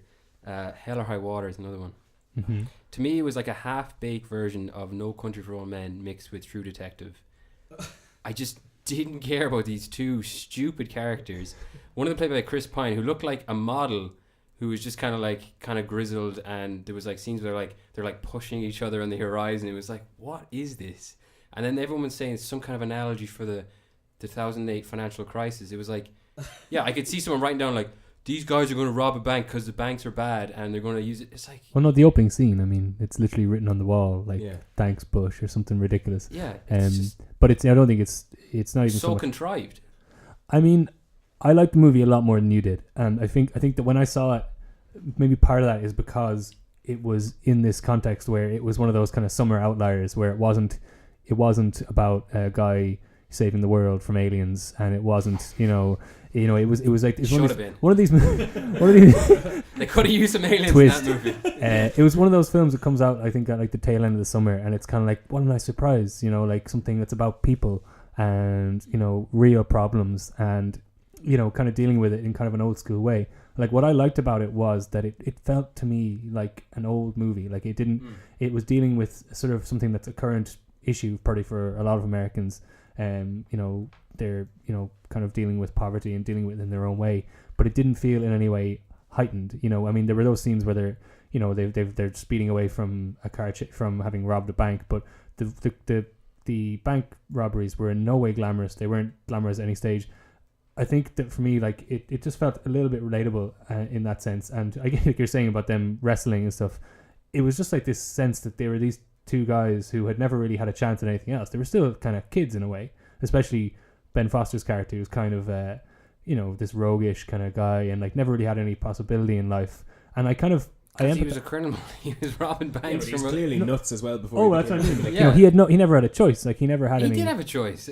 I don't buy that at all. No, well, they had I think Oliver's right. Like, the whole the region in which it takes place, and they talk about their family lives and stuff like that. Maybe I'm looking too deeply into it now here, but like they're born in this like isolated region. It's clear that those two characters only ever had each other. You know what I mean? It's one of those brotherly kind of things, and they obviously care about each other, even though Ben Foster's character is a piece of shit, and Chris Pine's character, he has his problems and stuff, but he's still like noble or whatever. So that like I think the setting lends itself to their kind of relationship. What was also sorry, go on. No, that's basically what was also kind of tragic about Chris Pine's character, I felt, was like, you're saying like he has this kind of leading man sensibility about him, but that he's sort of fallen from grace a little bit. Like maybe they could have gone a little bit further with that, but there's this sense that if it were not for his situation and that he has to help his brother out and he has to help his family out, maybe he could have had a bit of a normal life and didn't have to be like this. And then on the flip side of that, you got the Jeff Bridges character, who is this really kind of so cliched. I mean, it was tiresome. Like no, but listen. I mean, what I was going to say was that he is cliched when he comes in. He's this real like he's Jeff Bridges. He's coming in and he's dick swinging kind of like he's the guy from True Grit. Exactly. Yeah. Like, how much more can I distort my voice to make it sound like a hillbilly? But again, it was like what? Again, there's a few performances like that which are nominated, especially in the supporting category. And I would say that he peels that character back as the movie goes on, and I think that's in the script for one thing, but it's also in Jeff Bridges' performance. And I mean, and not everyone's seen the movie, but it's one of those things where he's this, he's that grizzled detective, trying to figure out the case, but doesn't really seem to care about the case. Kind of too busy being racist to his partner. And then as the case as it goes on and builds, like you slowly realize that he's so much more in touch with his own mortality. And like there's that scene where he sort of can't. You realize suddenly that this guy can't sleep, and that he's out there in the blanket, waiting for the sun to come up so that he can get on with the next day. And then when he gets that huge climactic, chase at the end, he suddenly has to face that mortality face on. And his reaction to some of the scenes where, particularly where his partner is shot, I was in no way surprised that his partner was shot. That felt like a foregone conclusion that if something was going to happen in the movie and he was going to have to be heroic afterwards. But Jeff Bridges' reaction to his partner getting shot, of just this complete anguish and fear, and really just kind of completely taken aback. It took me aback as someone watching this, because it was like this was kind of simmering below that masculinity and that kind of that kind of macho sensibility that the character had, and especially just I don't know. I mean, I think that there's a lot more to the movie than you're giving it credit for. And why wouldn't he be anguished and upset that his partner was shot? Because in a normal movie where that kind of stuff happens, he's like, we had a good run, partner, and then he rushes off after the bad guy, and then he shoots him, and then he has the hero shot. Whereas in this, which is what he did. No, when he this is what happened. But I think what it got was it got that situation and it sort of contextualized it in a real setting, and he was really trying to deal with grief while also trying to not get killed himself. And then once he finally did off the bad guy, who we've also been led to empathize with in a way that we wouldn't normally. Really, he killed 3 people in the bank for like $4,000. It was like I had no sympathy for them. Well, I mean, okay, but anyway, that's like fair. That scene was probably the best scene, that shootout scene, just because it was like kind of exciting, and then also that they acted well. He was very upset that the partner was killed, but the partner talked about how they do a dangerous job. He didn't want to get killed. It was some kind of lead up. But as well, when his reaction to having killed Ben Foster, it was just almost this sense of inevitability. It wasn't that hard for him. He literally just got up onto that mountain, took aim, bang, gone. There was no they didn't eke it out. They didn't try to make you think, oh, who's gonna off who. It was just, and then yet you see how rattled he is after shooting him. He actually stumbles. I think it almost looks unscripted. Like he sort of trips and falls off the summit, and he's kind of loses his balance and seems dizzy. And I don't know. I just felt like, well, it is really hot, and they just have a shootout, and he's old. Okay, but okay. How often have you seen that? You're in a doing movie? a better job of convincing me than the movie did. But how often do you see that in a movie? That the character actually trips kind of seems like he's going to pass out or something. I don't remember it even. I only watched it last week. I don't even remember that bit. But I remember he was kind of going, "Oh, that was a rough one," you know. I don't know, man. I just enjoyed it. I thought it was, as you said, it's, you know, trying to be No Country for Old Men. I thought it had definitely a lot of No Country for Old Men in it. And I just think maybe because I was coming from a viewpoint where I don't particularly know Chris Pine from any other movie. Except for Star Trek. Except for Star Trek. And The Princess Diary. And I thought he did quite a good job in it. I love Jeff Bridges anyway.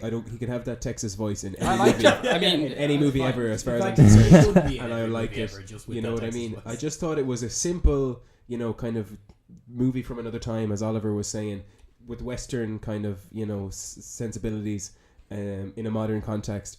All that stuff about the, you know, the banks and like taking away the land and stuff, fine.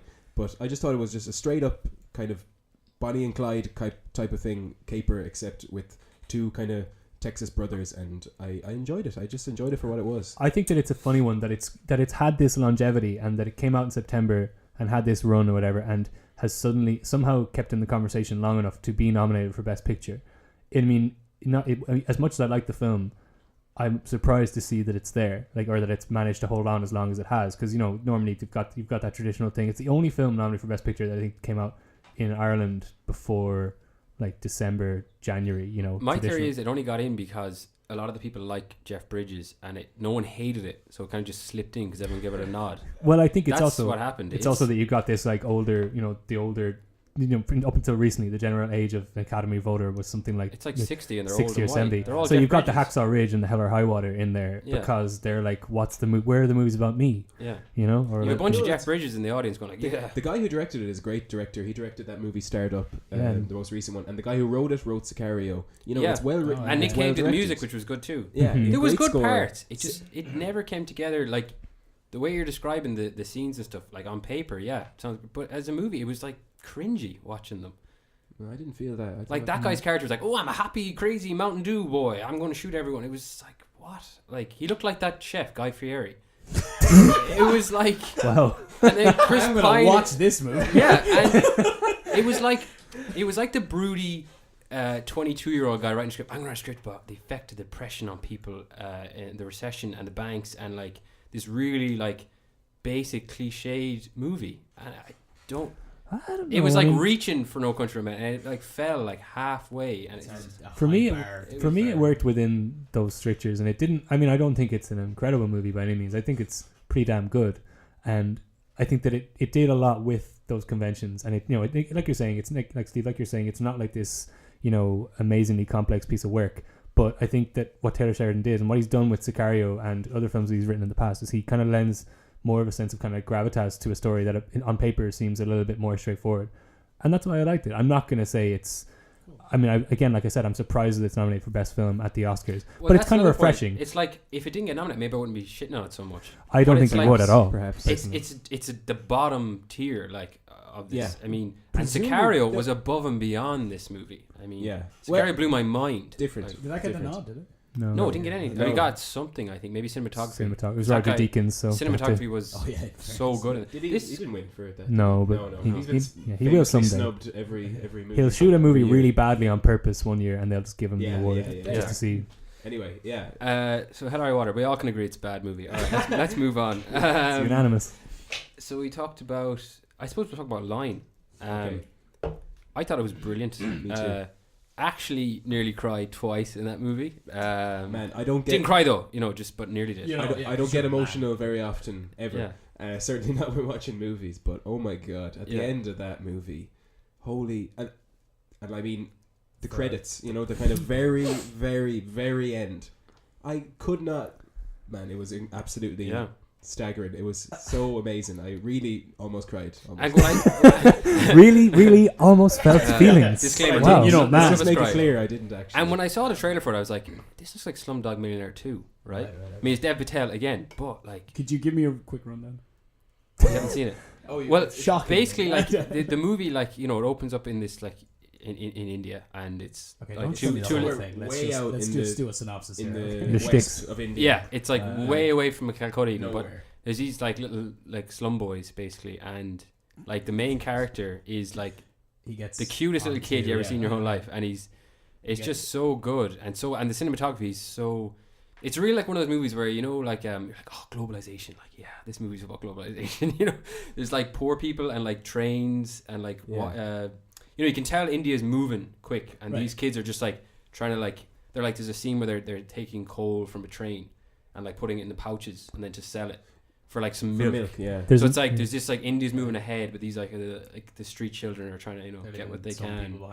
And But again, it's that thing. It's the story is so amazing. I mean, like not amazing in the sense like it's so great, but like it's just crazy that happened. and it's true again, yeah. It's true. Oh, it's true. Okay. And it's like the opposite of Okay. Hacksaw Ridge in the sense that even if this wasn't true, this movie would be amazing. Yeah. But it's like the extra like 300 miles per hour of the punch is because it actually happened Yeah. at the end. And Just like talking about actual true stories. I mean, like half of the things that happen in Hidden Figures weren't factual. And that bothered the hell out of me. let's move on. That's fair enough. Yeah. That was a nice movie. Let's just leave it I think what alone. Lion does really well is that Good Lion women.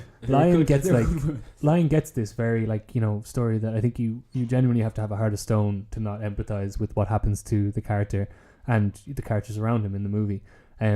But it does that in a way, it kind of, while doing that, it also manages to make it very cinematic, and like it's not just in the way that Hidden Figures or something, not to go back to it, but like something might be quite like in sort of in the way that these movies are shot, like sometimes they're a little bit televisual or they're a little bit like documentary, kind of just handheld. Lion is very well shot, and like it actually for all we say about La La Land, like running it, trudging its way towards winning everything at the Oscars, like at the Cinematographers Guild Awards, Lion was like the shock winner.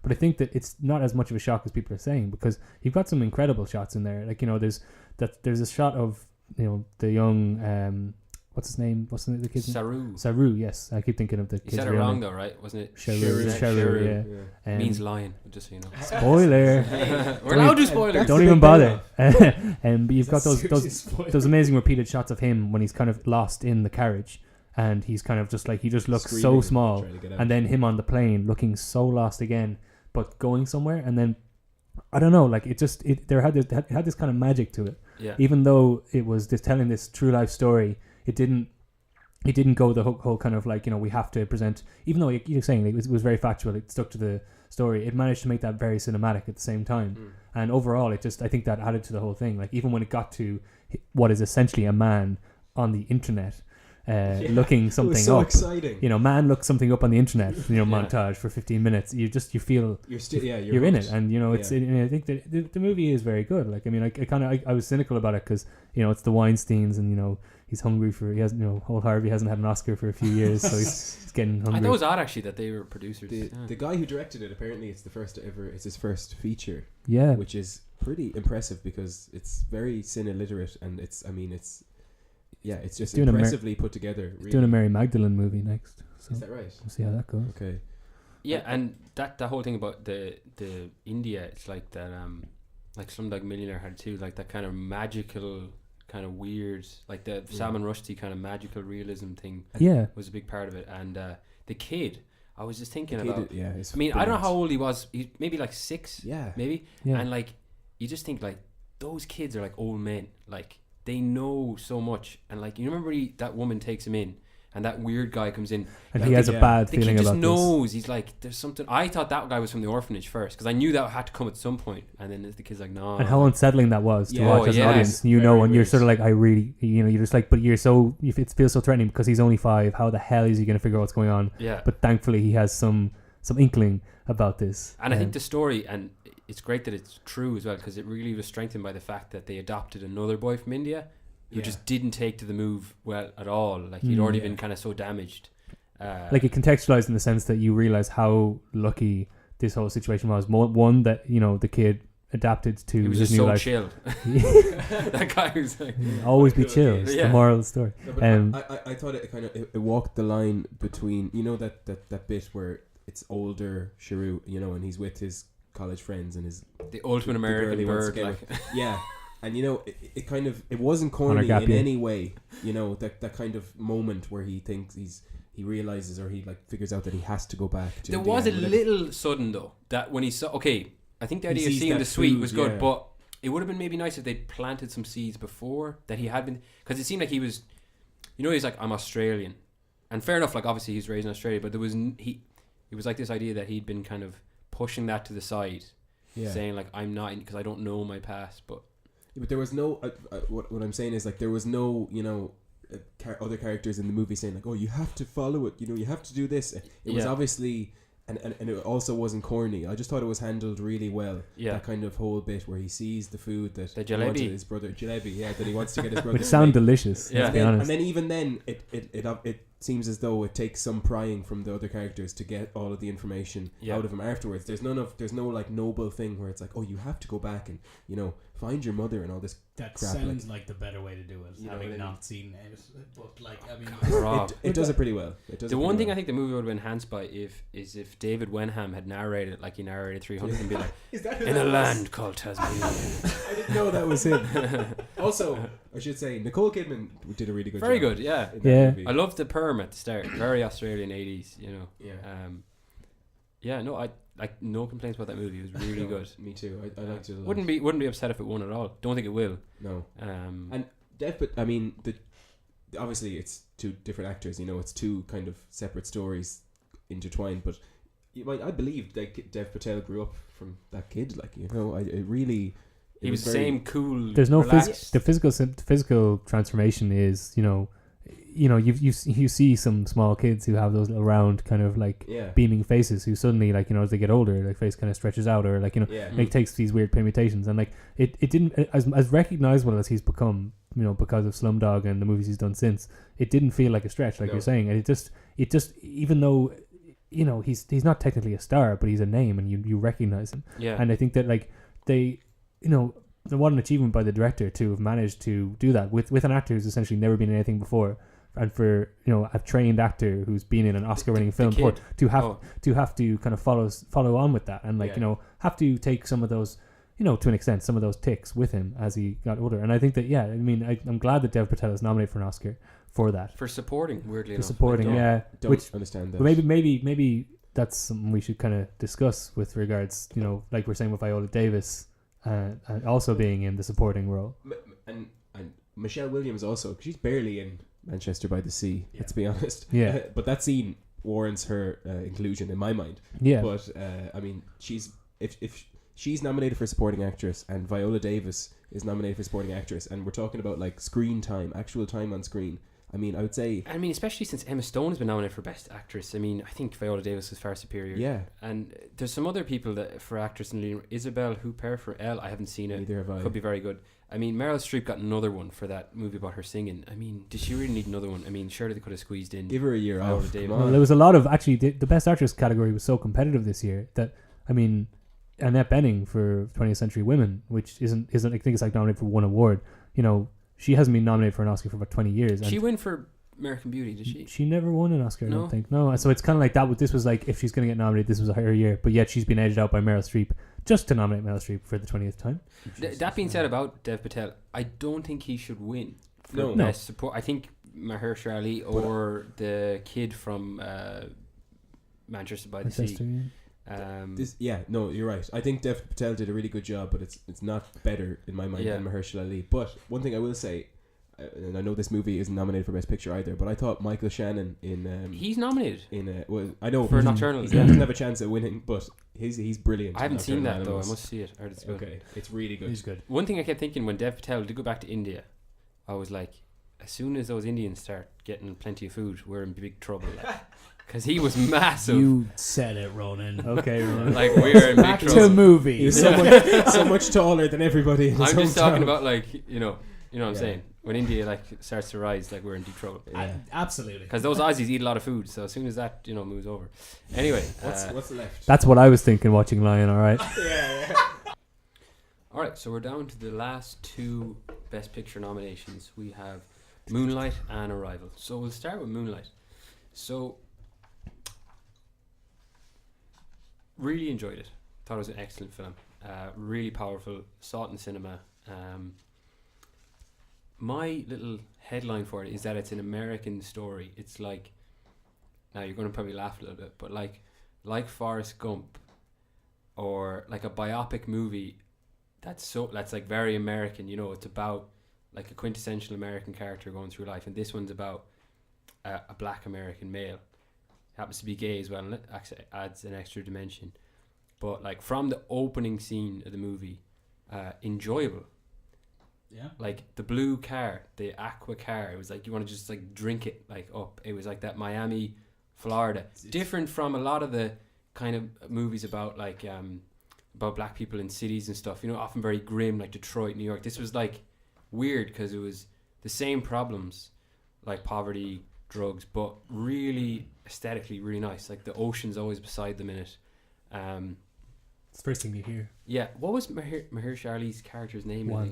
One, like really like handsome, like aesthetically, the way clothes he wore, the mustache, like really really cool. And like it was like a pleasant scene when he's like talking to his like his corner boy, you know, not a terrible bastard, which was a change for it's like the modern version of like the cowboy or something, like, you know, like, you know, like the American cowboy, like, you know, this kind of guy who's outside the law, yet he's got this really cool thing going on with his system, and he's very assured in himself and his masculinity, and, you know, like this is his world. You've got that like swirling camera movement that's almost like Michael Bay-esque or something. It's like this guy is in charge. This is his kingdom, you know. Yeah, and really like, and so when he's a kid, when it's the little chapter, it's a very even though like he's got troubles in it, it's very pleasant. Like the scene where he's taught how to swim was really nice to watch. Yeah, and even though he's shy and he's got trouble, compared to the teenager scene, which was like, I never felt so tense. Like I chipped a tooth almost. Like, and I think a lot of it, even though obviously he's in a much worse situation, like as a teenager, you could feel that tension of a school, you know, like bullies. Yeah, right. Yeah. And it was really like that bully was terrifying. It looked like Predator, you know. There was the long like, and like kind of did. Yeah. There was these close-ups where he'd like be looking at the person, be like, "Hey, the little Wayne looking guy." Yeah. Like that was scary. Like he was, and then that scene when they have when he gets his friend to fight him. Yeah. And the camera's, as you say, like Michael Bay, swirling around him, and he's walking around the playground. Now, one thing that was it's not really a criticism, but it kind of was a bit of a jump, was the scene from teenager to adult. And obviously it's a big gap in years, but like he went from like quiet teenager to like 50 Cent, like there was an awful lot of 50 Cent to him actually. Yeah, he really but it was just. And obviously, by the end, you kind of realize it's a really big front, and like you know, he says I bit myself apart, but maybe it just he didn't look like him in a way, like the teenager to child. I mean, it's probably hard to do to get an actor who looks like the younger version. I kind of felt that as well. I mean, like when the new character was we touched. This is him, right? This is still little. We touched on this in Lion a bit, but I mean, in Moonlight, it's done really well. Like it's 3 different actors playing the same character in 3 different time periods. And it could have so easily become and felt episodic, but there's something about the 3 actors that were cast. They just all kind of had this kind of sadness or something, you know. Really? It just naturally flowed, at least for me anyway. I completely bought that I was I guess the fact that he was quite growing up, even though he was sad, he was confident as an adult, so that's probably why it's a bit hard to wrap your head around, but it's totally plausible. But then he kind of lets his, you know, he's obviously compensating for all the horrible things that happened to him when he was a teenager and whatever. But then, you know, it all builds to that kind of final scene in the diner where he kind of lets it down, lets the guard takes down. Takes off the fronts, and, you know. And the guy's making a laugh at him. That was so good. I was like, okay, I'm not the only one like thinking that was weird. You've got gold teeth on. But I guess for us that's a little bit weird. You know, it's not something that I guess even is in our immediate, like, you know, sphere, that's a thing that you do, or like that you kind of how you kind of hide yourself. Like you literally put on something physical to hide who you are. Yeah. And I think that's why I think that first section, I mean, I've talked to a lot of people about the film, and obviously it comes with the weight of expectation because it's been hyped up as this masterpiece, this incredible film. Like, La La Land's the front runner, but this is the film that should win, which is almost like is almost a worse thing to put on it because it's even greater level of expectation. So when that third section begins, where he's taken on the name of Black, and he is this huge guy, really massive, quite confident, still sort of monosyllabic, but physically completely different. And I know a lot of people have kind of found that hard to digest. I kind of wonder how I would approach that in a second viewing, because you know what they're gonna get to, like you know that this is gonna gradually get peeled back, and you're gonna see who he really is, and that he's still, if anything, in an even worse position than he was at the start of the teenage section, which for a lot of people, and me included, I found that to be the most emotionally involving section, when he's a teenager and he's suddenly shot up. He really looks like an awkward teenager. He looks so he's insecure. All elbows. He's all elbows. Yeah, he doesn't. His pants are too small. Like he just looks so awkward, and he doesn't know what to do with himself. And ultimately, then his only reaction is to lash out. And it's like this tragedy. Like it's almost like a short film. That middle section, they all kind of are in their own way. Like they're like half-hour vignettes, but that middle section particularly is so affecting. Tense is tough as well. But and like I think probably part of the explanation that he became that really tough character is the Juan character. Like he becomes. It's very apparent. Like he's got the same crown thing on his car. He became Juan, and there's that scene where he's with his lieutenant or whatever, and they're counting the money, and he's messing with them, but it's affectionate. He's not. For a second, you're like, oh my god, he's become a really bad person, and he's like screwing with this guy, and he's maybe going to kill him or something. I was thinking the worst, and then he cuts him. He's just trying to say, like, make sure you speak up for yourself. That's what I'm showing you. And but throughout the movie, and I think it's been said as well, I felt it was a bit like a Terrence Malick movie. A lot of like nature, a lot of like horrible situations, but still the person is like seeing the beauty in the world. And it's always like hard for people to take someone saying this kind of stuff, like no matter how bad life is, like you can always find beauty in the world, in nature, and like appreciate that you exist and all that. It's always hard to take, but this movie like really did it well. You're able to say like, as bad as this person's life is, like Florida's a nice place. You know what I mean? Or as in like the sea. I think the world is a good. The world is a good place. Yeah. The world is a beautiful place, and there's sounds of the ocean, that imagery, and this sense of like there's a bigger picture going on here, and this person is struggling to find their place in it. And I think that it's not social realism. It's not Ken Loach, where there's these grey, drab palisades and all this kind of stuff. The rich must fall. Exactly. There's no. It's very and it keeps it so vague. Like I think the word gay is even maybe used once in the whole movie. Yeah, it never felt gay. It's more about this sense of alienation and this sense of trying to figure out who the hell you are, and it uses that as a jump off point. It's not. It's an issues movie, and it's not an issues movie. And I think that part of the power of it is that you can tell that like. Not differently to how with Damien Chazelle is clearly a student of film and has studied it and the art, and like is in La La Land he's very very obviously paying homage to like Singing in the Rain and all these classic musicals. With Barry Jenkins in the director of this movie, you can tell that, like you're saying, like a Terrence Malick movie, you can see the influences, but yet the whole thing feels like very much its own thing. And I think that coming out of Moonlight, you have this really, for me anyway, I had this really kind of, couldn't quite place how I felt coming out of it. It wasn't this traditional tearjerker in the way that Lion was. It didn't really hit you really hard. Like, you felt Moonlight, yeah. Like it didn't feel like you were kind of trying to make you feel a particular feeling. It was kind of just presenting things in a really, this is how this person views the world. And I think that's what's so amazing about it. And I really want to see it again for that reason. Yeah. Because I feel like it's just like this new voice. And I think that's why people are latching onto it in such a way. And that it's representing this underrepresented issue, and also doing it in a really universal way, like we're saying, like it's about feeling like an alien. And if someone come to you and said, "What's the movie about? What's the issue being addressed?" You're kind of like, well, it's not really. And as you say, like, he's gay in it, but it's like, and maybe this speaks to the power of the movie. Like, I never really thought about him and his relationship with I can't remember the other character, Kevin. Yeah. Like, you never thought of it like. Because as well, it was kind of so far removed from society, like it was a very personal thing between the two of them, and they kept it secret, and that's obviously evident that society wouldn't approve of it. But it was just like, it wouldn't make a difference if it was a man or a woman, that kind of thing. It was just about that they were in love with each other. Yeah. And that point about what would you feel after is just like, just shook. Like, I was like, oof, what was that like? Yeah.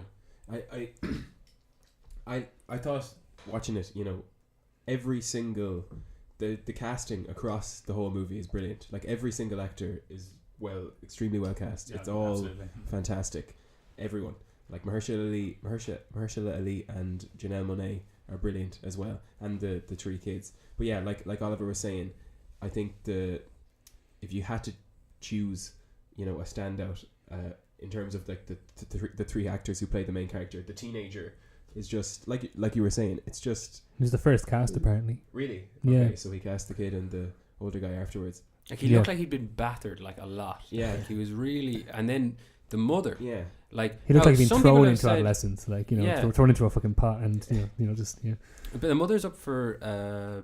best, Naomi Harris, Supporting, yeah, Naomi supporting. She's very and like she- people have said like, oh, I heard some people giving out about it saying it was kind of like it was indulgent, her character, like the scenes where she's like shouting at him, you know, those flashback scenes. without the. But like I found them yeah. terrifying. Yeah, they were great. Like because really well what was done. bizarre was her first scene when she comes home and finds him with Mahershala Ali. Like when I see her, I go, okay, she's like this character who's, despite all her misfortune, she's trying to really raise the kid in the best way possible. She's in And like a nurse's. and she's a medical worker, like so. you So you know, and she's I like, totally read her differently then from that. and side, I've you know? seen that character like in America, like that person, like Afro-Caribbean person working in the medical, you know, very much Yeah. about like watch your manner, you know, that kind of. living in the ghetto, but And it not goes ghetto, from that but, to like, and she's like a crack addict. Oh, and yeah, she's yeah, terrifying when she's yeah. like, and she's I think she's prostituting herself. There's a they insinuation talk about into that, yeah. teens Yeah. kind of stuff. She Yeah. that I read somewhere that she shot that all of her scenes in that movie in 3 days on a break from shooting the most recent Bond movie. So Yeah. she went down to Miami and shot all of her scenes in 3 days. Like they aged her up, you know, for three completely different, like, Yeah, Fuck, fair play to Like, her. Which 'cause makes her it, final which scene makes Well, it. yeah. pretty impressive. Yeah. And she's Yeah, English, it's- you know what I mean? She yeah. does a really great. what's she in before this? Pirates I of the only knew her Caribbean. 28 days Bond. later. Pirates of the 28 days Caribbean. later. She Oh, plays yeah. that. The very Oh first one. yeah, she cuts the guy's hand off with the. Oh, that's Yeah. her. She's Hmm. also Calypso in Pirates of the Caribbean. The crab scene. I don't want to talk about that. You want to talk about that? Right? All So right. go there. Say that for a different podcast.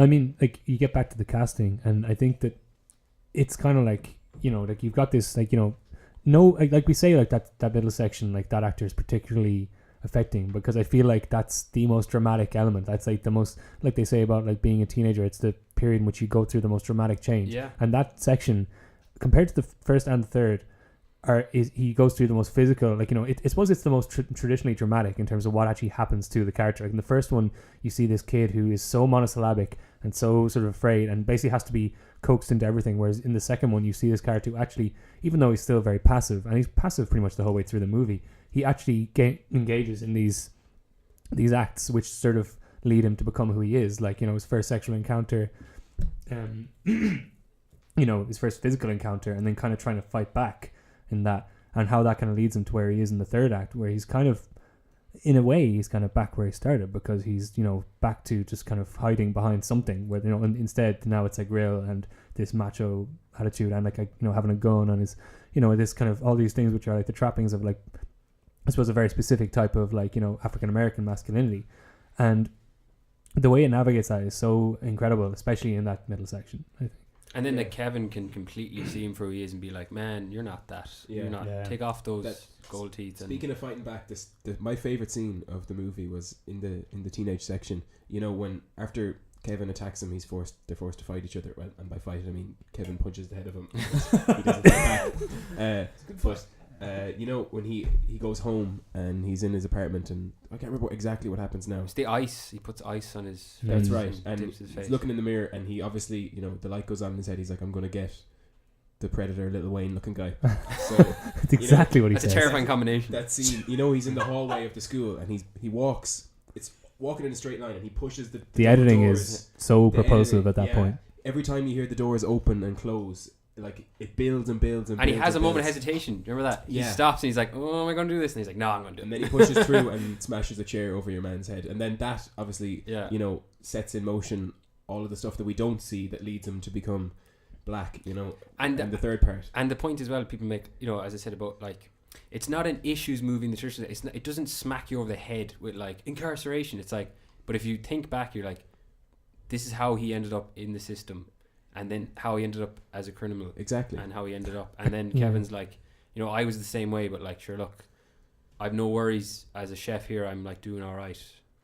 That was one. That was sort of that whole final scene or sequence it's is brilliant. so like for me like surprising, and it just takes this. The fact that that's the climax of everything you've seen up to that point in the whole movie is so sort of strange, and how he's it starts with Kevin kind of saying, "Oh, I'm actually kind of all right where I am in the world," and being so open in that way, and then that kind of forces him to open up, and what comes out of his mouth is just so, you could hear a pin drop in the cinema. It was like it was pure cinema. Like everyone was just on.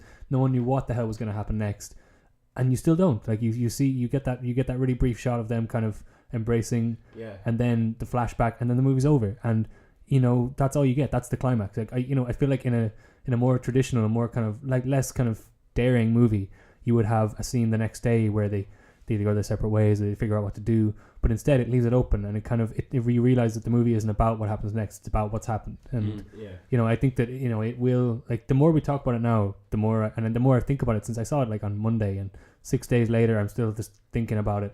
It's running around in my head, even more so than say Manchester by the Sea was. And I guess because it's something I haven't seen before, and I think that it will come to be seen as like in the way that it'll be it will I don't think it's going to win Best Picture, but I think it's going to be one of those films that people is notable because it didn't win Best Picture. It'll stick around a lot longer than La La Land, in my opinion. And I think even though in a way I could identify more Manchester by it, see the characters in it, I was definitely more affected by Moonlight. Like, it was brutally sad, even after, when you're like, like they don't trick you, but the beautiful scenes of the sea and the aesthetic. Then when you start to think about it, you're like, even after that, like, they're not. He's still in a bad place. Like, he's not really saved. That scene, I think it's in the first, when he's little, and he goes, he's having dinner with Juan and his girlfriend, and he says to him, do you deal drugs? And he cried.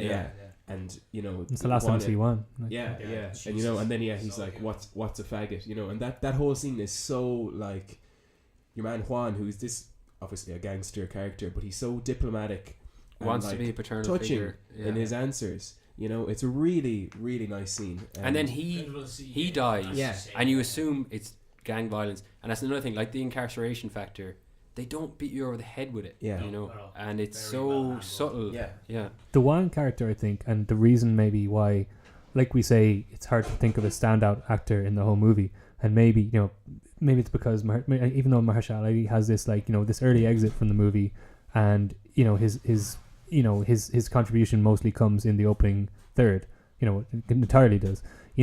His character is so kind of interesting on so many levels, because he has this, when you first meet him, he's got the keys to the kingdom. Nice. He's kind of, but he decides, like you're saying, he's got empathy. He takes time out of his working life, I suppose, to care for this child, and maybe you don't know maybe why he does this or why he becomes so attached to this. Was it guilt maybe with the you don't know. I think it leaves it ambiguous, but I guess what's so surprising about that section is where it leads to, and like we're saying with that scene at the end where he realizes that he can never, even though he's achieved a level of control of his situation and autonomy in his life, and as far as his trajectory goes, he's as high as he's going to get. Like, he kind of runs the corner or whatever it is. He suddenly realizes that as much as he wants to be a father figure for this character, he's not going to be able to, because he, these things conflict with each other, and you can see that he's just crushed and destroyed, and he realizes that this is as far as he was going to get, but he was never going to be able to do this thing, and I just found that so devastating. And then the character is dead. You're kind of like, he's never going to come back from that. Maybe maybe the relationship kept going. Maybe that was but it was probably never what it quite was. And then by extension, 2 acts later, you see that Sharon has become this character very similar to Juan, and like, it's like there's that ceiling, and there's this, like, this is as much as you can ever become, and man, it just killed me. That whole point you were saying there is it reminded me of that other scene, where he confronts the teenage, is it little? I can't remember. No, obviously it's the youngest one. Chiron, I think. He confronts the mother, about smoking crack with her boyfriend. And in the car, right. And she says to him, where do I get this crack? I got it from you, and like, you ain't his father and all this.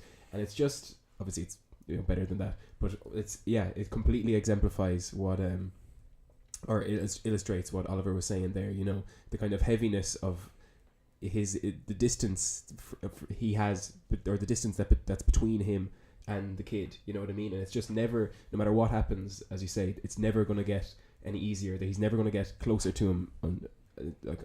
He's never going to get closer to him than he is in that kind of whole area at that moment. You know, and yeah, it is. It's heavy. It's heavy and it's affecting. Really. And it's like, it's because on a direct level he wants to help. He's directly helping him, but indirect level, he's destroying the lives of so many littles around the area, like through selling drugs. Yeah. And he's been nominated for Best Supporting, and like some people have talked about how little screen time he has, but it's like he permeates the whole film. Yeah. Like because his little presence becomes him. Yeah. Even though he's not there, like he's so and he's a good person, like you can tell, like, but he's obviously just fallen into this. Like the swimming scene was so primal. It's like, I'm teaching a little boy how to swim. I'm not a drug dealer anymore. I'm out here in the ocean. And there's a really good New York Times fake news. I know it's fake news, but they do an anatomy of a scene with Barry Jenkins, and he's talking about like how the camera's like just on that water. And they had like 90 minutes or something to do that, didn't they? It was meant to be like a day, but then there was this storm coming in, so they were like, okay, now we actually only have 90 minutes before the storm arrives. So, I had to take Mahershala Ali aside and say, this is at baptism. You're baptizing him, like you're baptizing him, and the kid couldn't even swim. Like there was all these plans they had to what they were actually going to do for the scene, and it was going to be this like glorious thing. But instead, what you've got is this, like the camera's in the water. You can see these clouds coming. You know, like it becomes better. You know, it's one of those weird cases where like, you know, that's clearly not what they had planned, but it works so much better in the context of the movie. I read the same thing about the final scene between Black and his mother. You know, when his mother's badgering him and calling him, and he's avoiding her and he's dodging her calls and whatever. And then he goes from Atlanta back to Miami or whatever, and he meets her. You know, and she apologizes, and he cries in that scene. He cries. It was all improvised, that scene. Apparently, the line that he was supposed to read was, you know, she's supposed to be like shaking, go to light her cigarette, and she's supposed to say I'm sorry or whatever, and the line was for him supposed to say something along the lines of I hate you or something like that, and she was like struggling to light her cigarette really in the scene, and he just takes out a lighter and lights it for her, and you know, and that's kind of takes the cigarette and and then he takes it and then lights it, you know. But like it just, I don't know, maybe it's kind of part of the whole thing you were saying. It's just such a good movie. The story is so well, you know, put together. It's beautifully shot. Everything, all the parts are working. So maybe that was just kind of the way it all happened. You know, it just came together in a kind of lovely way. And again, I mean, like some of the things that I almost feel like are criticisms of it at the moment. Like for me, as great as I think it is, and I think it's a really amazing piece of work. Like it's sort of strange to see something that deals with a subject like this, which is so social realist and so kind of timely. And to see these weird, almost kind of surreal sequences in the middle. Like, you know, the sequence with his mother where she's shouting at him. For me, I'm still kind of trying to figure out how I feel about that. Like, at the moment, it feels like it's almost a little bit too stylized. Like, it's almost like it doesn't... But that's people saying it's indulgent. That's what I mean. Like, it's not quite... It doesn't quite capture it. It's kind of like they do this kind of standoffish kind of you versus me Blade situation. Runner-y, but David Lynchy type of thing. Exactly, yeah. But then you kind of think... But I didn't think it was gratuitous at all. Right? Yeah, no, I did see a weird thing with the red light flashing, the blue light flashing in between scenes and the cuts. It was strange. That's cops. That's the cops. That's what it has to mean, right? Right, presumably. Because one is red, one is blue. One is red. They're separate. Blue, I think it's blue first, then red. Yeah. I mean, it's just to separate the storylines out into, you know. But I guess like the stylistic ticks that are there, it's kind of like it doesn't, you know, it's sort of hard to digest or something. You don't quite know how to feel about it at the time. I disagree on that because I don't think social realism needs to be as grey. No, I'm not saying that it has to be. What I'm saying is that like Barry Jenkins what he's done with this film is that it's only his second feature, and he's managed to create this kind of thing that you know it'd be hard to parody. It's hard. It's no one's everyone's kind of still kind of figuring it out. Right. It's not Lynchian. It's not Lochian. What is it? It's like, you know, it's what his movies are going to be like. Who knows? I don't know. But it's its own thing, and it's not heavy-handed. Like, no, you know, like no, I don't think Loach would just butcher this thing, you know, and it's like Loach would basically turn them all into statistics, whereas this guy like basically ventures into a human, like goes beyond the statistics, like down into the bottom level, like. Because, like Juan as a drug dealer would be like a statistic, and so would Little eventually. But he kind of like basically takes it as far as he can. Here's a statistic, teach another statistic how to swim. It's like very beyond that, and it's timely, but it's timeless. It's going to be remembered, because it's timeless. It's not like there's some other movies that have been made that are so like I'm trying to think back to like some movies about issues like violence in inner cities, like what's that one back in the early 90s, like Cuba Gooding Jr., like Menace to Society. Boys in the Hood. Like they're so dated. Like I mean, there's like this one. I think John so Singleton, different. by the way, I think he was like the first black man to ever be nominated for the best director Oscar. Now Barry Jenkins, was I think 20 years later is the fourth. So 20 years, four black men have been nominated. I mean, for none me, of them have won. This one should win, like above and beyond. I don't know if anyone here disagrees, but like this one should blow La La Land completely out of the water. I think I completely La agree La with Land, like it's pure muck. I think that as much as I disagree with what you just said, I mean, of course, I think Moonlight should probably think it is win. the best picture. You know what I mean? Yeah. Like maybe it's not my favorite, but I do think it's much more it's the deserving winner. Yeah. I think It's a best picture on a technical level, best picture on a story level, and best picture on a like cultural current level. It should win. Which is And why it's you think everyone thinks it should win. I have the slight, but none of us have a vote. Win. It's the year of the underdog. Like, come on. It'd be amazing. And I mean, as you were saying earlier on, it's based or inspired by at least a play, and it's also kind of half inspired by Barry Jenkins's actual life. Like I saw an interview with Naomi Harris, and she met Barry Jenkins, the director's real mother, and spoke to her and stuff, and she took kind of notes on the performance from that. And Barry Jenkins was saying that his mother hasn't actually seen the movie, like she won't be able because it's so real. You know what I mean? She just won't watch it, but she supports him and all that stuff. It's just brilliant, really. It's a brilliant piece of cinema on kind of every level, and it makes La La Land look just ridiculous in my view. Can I just this is an aside, like putting the two next to each other, I know it's the Oscars and everything, but it just feels it's going to feel more and more ridiculous. Like they aren't cut from the same cloth in any way. Like neither of them are dealing with similar issues or anything remotely. Like one of them's like this, homage to Hollywood. One of them's like this amazingly complex, with great depth. Look at where we're at now, and and look at humanity. I think that like they're in different fields, and it's one of those things where it's just like it makes you think like, why do the Oscars make us pit these two things against each other? Though, isn't it? That is the nature of it. Yeah. Sorry, but it's just. But if the Oscars are in a sense competition, and if there's it should be a meritocracy, and if there's the three factors that I said, the technical, the the technical, the cultural, and the just pure storytelling, like force. Okay, This movie blows, like it has 3 out of 3, whereas La La Land has technical maybe, and then like. And then the story factor, it's like for a very select portion. It's just. Aside from that, though, I think that. I mean, if they're going to win, if they're going to rank them, which they shouldn't, because art can't be ranked. But if we are going to do it, like one is better than the other. This is the point, Oliver. Don't argue that they can't. I mean, I know what you're saying. No. But if we're going to have to put them in the same grouping, of Best Picture, this is a better film. Oh no, for sure, and I'm not debating that. What I want to say as well, is that the fact that this film is where it is, in and of itself, is pretty amazing. Like there's a lot of movies which are kind of cut from the same cloth as Moonlight, which don't get anywhere near the Oscars, like which are far more honest about their subject matters and like unflinching, and and that's sort of, I think maybe as much as we might say that Hidden Figures and Fences are nominated for Best Picture because of Oscar So White last year, the biggest takeaway from that is that maybe as good a work, as strong a piece of work as it is, that cleared the path for a film like Moonlight, which, unlike say 12 Years a Slave, isn't based in any kind of historical precedent and doesn't have this like prestigious like known director, and but also does have Brad Pitt executive producing, I must say, and is a great movie. I'm not debating that, but again, almost diminishing it. No, I know what I'm saying is the fact that it is where it is, and it's nominated for 8 Oscars, and it's the one that should win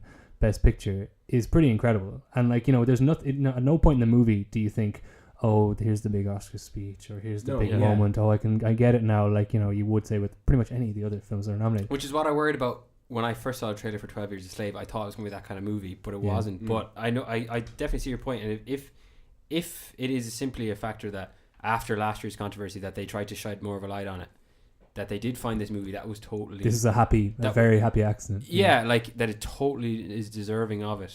And, you know, maybe just force people to be a bit more... I guess I just like to touch on what you were saying, Oliver, there. Like, I mean, I feel as though if Moonlight were nominated, you know, in a lot of the other years among the Best Picture nominees, like it would win, you know, but I just feel as though this year it's running into La La Land, you know, which is this kind of like we spoke about it earlier on, you know, just the nature of the movie. And I know it's saying it's not really, it is a competition, it's the Oscars, and it's really hard to compare the two movies.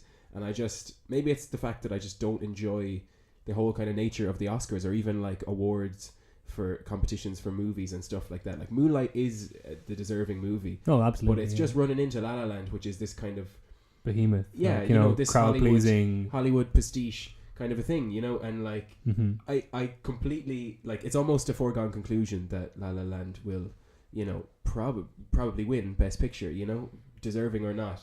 It's a good movie, but like I think I just kind of, I can't get over the fact that Moonlight is deserving, and it would win any other year had it not run into La La Land. You know, it's just the fact that this year, the timeliness of it all, you know, as you were saying, all those other movies, 12 Years a Slave and older movies, like, have opened up the door for African American cinema, and that, like, it does deserve to win. Like, now should be the time, you know. It should have, Moonlight shouldn't be a movie that's like a stepping stone to another great African American movie in the future. Like, this is a brilliant movie and it deserves the recognition. But do you think we'll be, I mean, who's to say that, say, 2 or 3 years from now, we might not be, I mean, maybe we'll be sitting here talking about how Barry Jenkins has suddenly made this film which is unstoppable and has somehow just tapped into the psyche, and the Oscars have just decided that he is due, and this is going to happen, you know, in the same way that La La Land is. I know it's a different subject. I know it's like, you know, you can't really compare the two in a lot of ways, but it's almost like you're saying this is a stepping stone.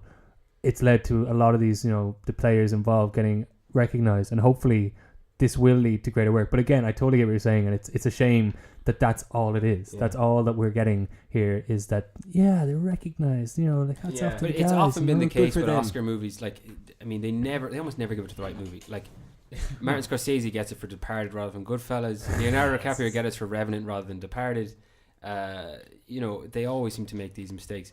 Moonlight is a perfect film. Like, you really can't really go higher. Like, he probably will get rewarded at some point. Maybe he'll get director this time. Yeah, I feel as though if he doesn't win Best Director, I feel as though if for some miraculous reason La La Land wins Best Picture, he might win Best Director, and the opposite way around, you know. So if you know, and vice versa, and like, that's maybe best case scenario. You know, I would like to see it win. I'm a real Best Picture man. I want to see the fight. Like, it's the haymaker. Like, because it's what like people talk about the big four. You know, leading actor, director, and Best Picture. You know, and Mahershala Ali, it's basically a given that he'll win Best Supporting Actor. You know, and that's deserving completely. But I mean, like, is it going to crack the big four? They're saying it's going to get adapted screenplay because, for whatever reason, you know, Moonlight was nominated for original screenplay at the Writers Guild Awards. They decided, while it's based on this play, it's so much its own thing. It's, you know, totally different from the play. It's an original work. Whereas at the Oscars, they've decided, oh no, actually, because it was ever in any stage anything else, this is an adapted screenplay, which means, for, you know, this is a good thing because it's separated from Manchester by the Sea, which is probably going to win Best Original Screenplay, unless you know, La La Land somehow wins. As much as I like the movie, if La La Land wins Best Original Screenplay, I mean, it's a fucking farce. We riot. I think we packed it in at that point. So wait, sorry, we can all kind of agree that the two main heavyweights are Moonlight versus Manchester versus the Sea, followed by Lion. Then you've got La La Land.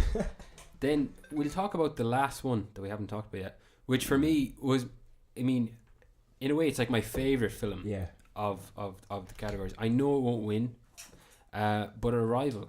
Yeah. It's a great flick. It blew me away. I remember like leaving that cinema and I felt like, I hate saying these things like this, but like I really felt like moved, like really, like, oh wow, like it's human beings, like the world, like the universe, like that kind of stuff. Like, you know, like you get in your car and you're like, Yeah, that movie was like really good. That movie, I'm gonna be a different person after seeing it. And then like 2 days later, like eating like pizza or something. No, I totally. But agree. like for those 2 days, you're like fundamentally like Buddha, like you know. You're one with everything. Like Amy Adams' favorite actress, she was brilliant in it. Like, and the way and she's not usually that strong. I mean, yeah, she's she's all right. She's done some good movies. I can't remember. She's in some great movies. I can't remember her ever giving a bad performance. Neither can I. Yeah. But I can never remember her giving a great one. Maybe Leap Year, which is terrible. We're not going to go into that. Well, I've only seen the movies that are good. You know what I mean? Yeah. Yeah. No, So I it's wouldn't have seen bad movies with her. but in. I don't think she's ever amazing. She's a fairly good supporting actress. I never thought her as a lead until this year. No, after Nocturnal Animals, and then Yeah. She has been nominated 5 times for an Academy Award, and not one. And now this year she for best actress. Oh, I think both. Whatever year. Yeah. But okay. she is somehow not nominated this year. Now, and That's like, it was seen to be weird, such a travesty that Leonardo DiCaprio had been nominated 5 times over the course of I think 20 years and not have to get one. Meryl Streep, And they had to give they had to give it to him as 5th one. Whereas Amy Adams over the course of less than 10 years has been nominated 5 times, and now she's been snubbed for Arrival somehow. Because she was so brilliant in The Master, I remember, and I was like, she needs to get.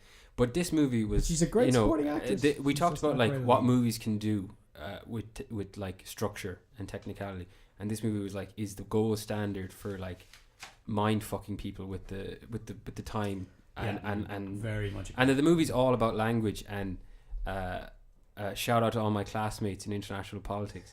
This movie is the best movie like describe the fundamentals of international politics, because it's all about communication. There's a lot of game theory in this movie, some real hardcore nerds about like cooperation and defection.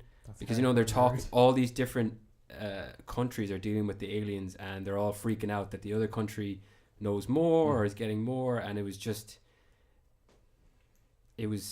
this. If this movie won Best Picture, I'd be very happy. Oh yeah, that's like I was saying at the start. I mean, I almost find it strange that I have to kind of compare whatever about comparing movies like Moonlight and La La Land and stuff, but to compare Arrival to those other movies is just kind of mad, because in my mind, like I saw Arrival, I was like, brilliant, absolutely 10 out of 10 in my book, loved it, but I almost feel as though it's strange that it's now included in the list. Like, of definitely Best didn't Picture expect you nominees. to nominate. Yeah, I mean, Expect like it. it's like sci-fi's And he's subclass. he's the rising movie, which it kid. just Dallas is. Villeneuve has been. I mean, he's got Blade Runner 2 coming out now, but like Sicario, Prisoners, he's just been like. Yeah. I know when I'm going to see this movie, I'm Enemy. like, I'm going to enjoy this movie. He's making the new Blade Runner. He's making Dune. Like he's just untouchable. He can do whatever he wants. Dune. That's Personally, Quebecois. I'm like, great that he's doing Blade Runner 2 and all that, but I'm sure Dune will be good.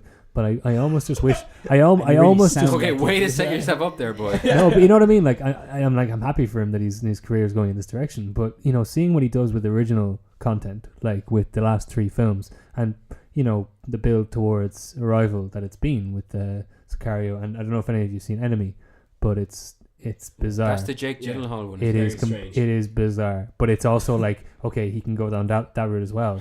And again, it's like, I almost wish that he would, I he's not going and directing the next Jurassic Park. I know it's not that, but you know what I mean. You kind of wish that he was staying on that kind of. Arrival is directing. based on a short story, right? Yeah. A very short story. I think it's like 10 pages or something. But I mean, the thing about Arrival as well. I mean, I didn't see the twist coming at all. Me neither. No. This is the thing. Yeah, I didn't know anything about it as I was maybe watching like it. a couple, literally like 2 minutes beforehand, I was kind of like, but there was at no point where I was like, well, obviously. Yeah. It's gonna be Well, I had it ruined for me, time so travel. yeah, I really? didn't realize to what extent until I actually got to that point in the story when the flashbacks kind of started. I didn't cop it at the start, obviously. I mean, but then I think maybe I got it a little bit earlier than other people in the audience did, because I was like, oh, this is what they meant, Right, okay. But it's Well, that's unfortunate. it's still I mean, remarkable just when it talking does about occur. that first scene is incredible, because that usual effect that movies have on us with the whole kind of you've got the setup scene and here's the person now and she's living with that, and you watch her walk into the school or where she's going into, and this whole chaos is going on, and you think, oh man, she's really feeling that, she's really feeling that child death still. It's never But left. it's not happening. Exactly. It's just not happening. It's great, There's a bit. I mean, this movie in my mind, it demands repeated viewing. Like it demands at least 2 this views. is And I've seen it and twice. I'm really looking forward. I haven't yet, so And, I'm really looking forward to that second watch. Like there's a bit at the start. I don't remember exactly. It's very early on, and you know, the movie leads you to believe that her child has died. You know, and that's the reason that she's kind of a bit distant or whatever. And the mother, I think her mother calls her on the phone, and is it her birthday or some event or something? And she asks her, "Is she all right?" You know, and you as the viewer, you're there and you know, or at least you think you know, that she's gone through something bad, you know, and she says, yeah. But the way that she says it, you know, is kind of, it's a bit unsettling because it's so kind of convincing that you think, you know, what's really wrong with her that she can just brush off such a tragic event, you know, just so casually. But then, obviously, the movie unravels and you realise that it hasn't happened. Nothing has happened. That's just the way that she is. There's very few movies you can... And there's so many scenes like that. That when you watch it on a second viewing, you realise like it's just her. You know what I mean? It's not. It's nothing owing to this tragic event that actually hasn't happened. That happens. And there's a point where she talks about being single, and you think, oh, she's been divorced. But it's all you're getting it all wrong. Brilliantly done. And that guy Nerd Writer, that guy who does YouTube videos, he was talking about the idea of the Hitchcock thing of you can make a man look like a pervert. The Kuleshov effect. Like and how this movie is like the textbook. It's like, a brilliant example of you know. Like, and there's so many movies. Okay, it's terrible to compare. So many movies have done alien encounters, like, you know, Independence Day, and all these movies. But this one, like, I was like, if aliens came, like this, I it's could something that's totally believe this. Do you know? I mean, like, and Forrest Whitaker was so good. He was like that like matter of fact army colonel. It was like brilliant. And then the Alex Jones thing. I was thinking when I really realized that you liked it a lot. I was like, I wonder how much this was the Alex Jones character. What I kind of liked about it was that, you know, I came to the end of the second act when this kind of reveal happens of, well, she can kind of see through time, and then you now have a third act and 2 more acts beforehand that you can rethink. So you've got 5 acts of a 3-act kind of. It's really weird. It's great. Even the scene when she's out in the cool. the field, kind of, she goes out there and she's thinking, and you think that she's just taking a moment to deal with her grief. But really, she's just thinking, "What the hell is going on?" Yeah, do you know what I mean? You know, like she keeps cutting between, you know, the scenes in the hospital or the scenes of the dying child and her in the field, just looking so bereft. And you kind of realize that, you know, this is the strength of Amy Adams' performance, that she's conveying 2 different things at once, depending on what you know, how much you know about the scene.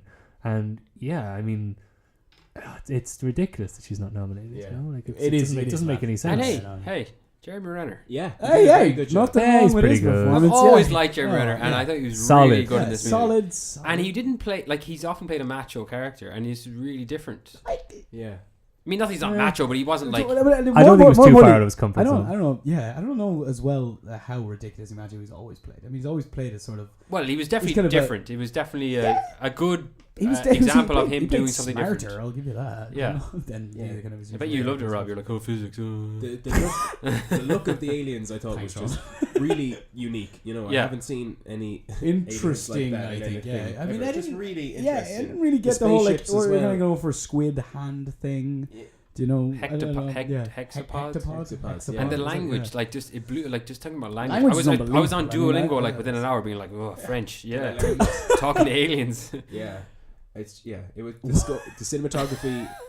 Brilliant. Cinematography is amazing. Music. They played that Bitter Earth song. That sound engineering is literally groundbreaking. It's Bitter Earth by Dinah Washington, but they just took out the vocals. Or what's the it was like big dramatic cello kind of stuff. Well, they did that too, but you know the kind of the song that recurred to the movie is very sad. It was like the violins. That's Bitter Earth. Max Richter, I think, isn't it? Or I think it's Dinah Washington. Because I think wasn't it that there's something weird with the Oscars that the score was somehow ineligible because it used this Max Richter piece so repeatedly. Yeah. That they felt that it was like, oh, that's actually not original. So the fact that they use it so prominently means, you know, it can't be nominated. But the rest of the rest of the score is so, you know, it's in the same way. It's Johan Johansson who did the Sicario as well. Yeah.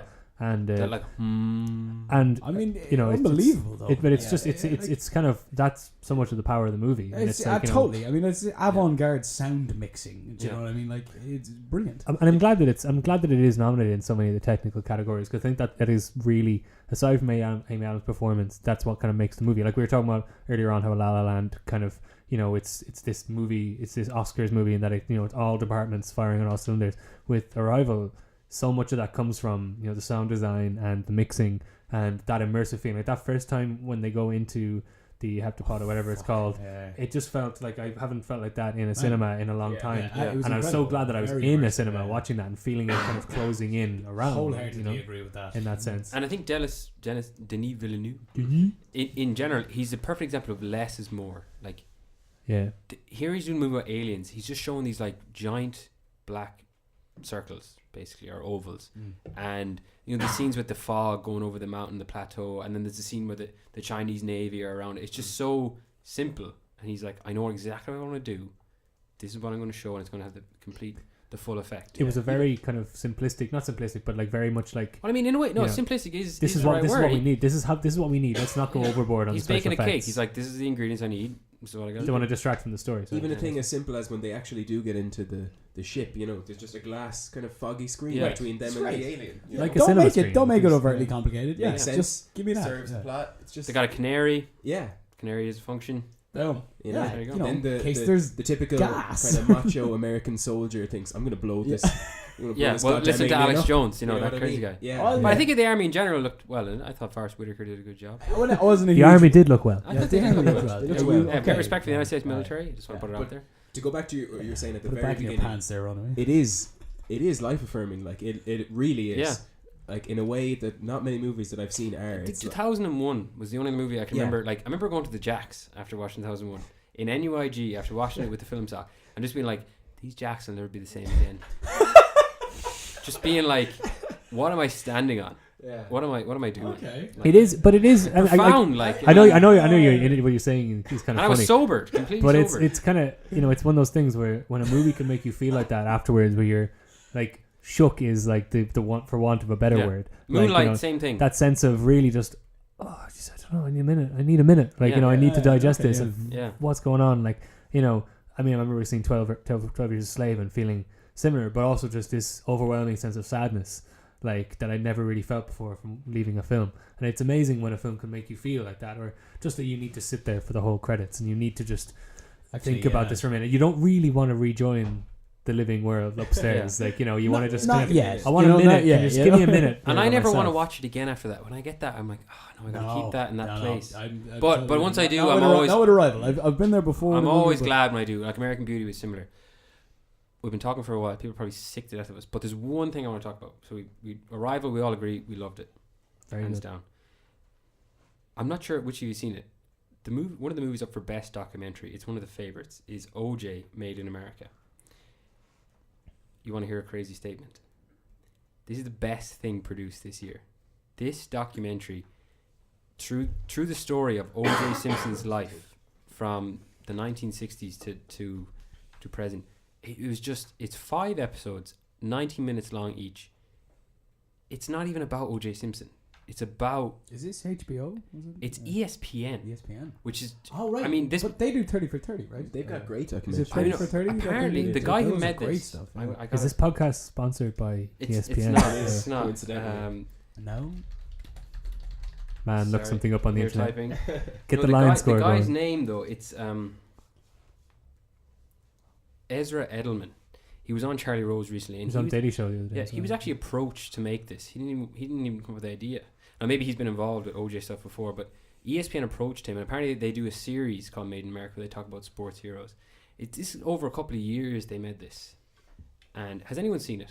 I saw the first episode after you mentioned it the other Saw day. the first episode. I have heard great Yeah. things. I genuinely. What did you have think? heard But is it? It's fantastic. Are they yeah. episodes or are they? Do they have Well, no, it's beginnings? not. I mean, No, but do they have beginnings, middle, they and ends? transcend label. No, but what I'm saying, you know, okay. Come off it. They're Couldn't say episodes. that. They're five 90-minute episodes. Is it? Because I can't help but feel like this is a little bit strange, like that this is nominated for an But Oscar. it's a Yeah. film. It's just you couldn't Yeah. watch 400, It seems 420 minutes. It seems to be that people are kind of saying once you've actually seen it, you don't question the fact that it's nominated for an Oscar.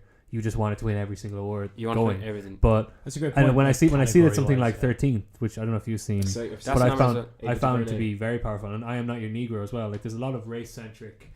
Sorry, I was moving over. A lot of race centric, documentaries this year, and it almost feels like, as someone who hasn't seen the OJ documentary, it feels almost like a cheat that this series is going to win.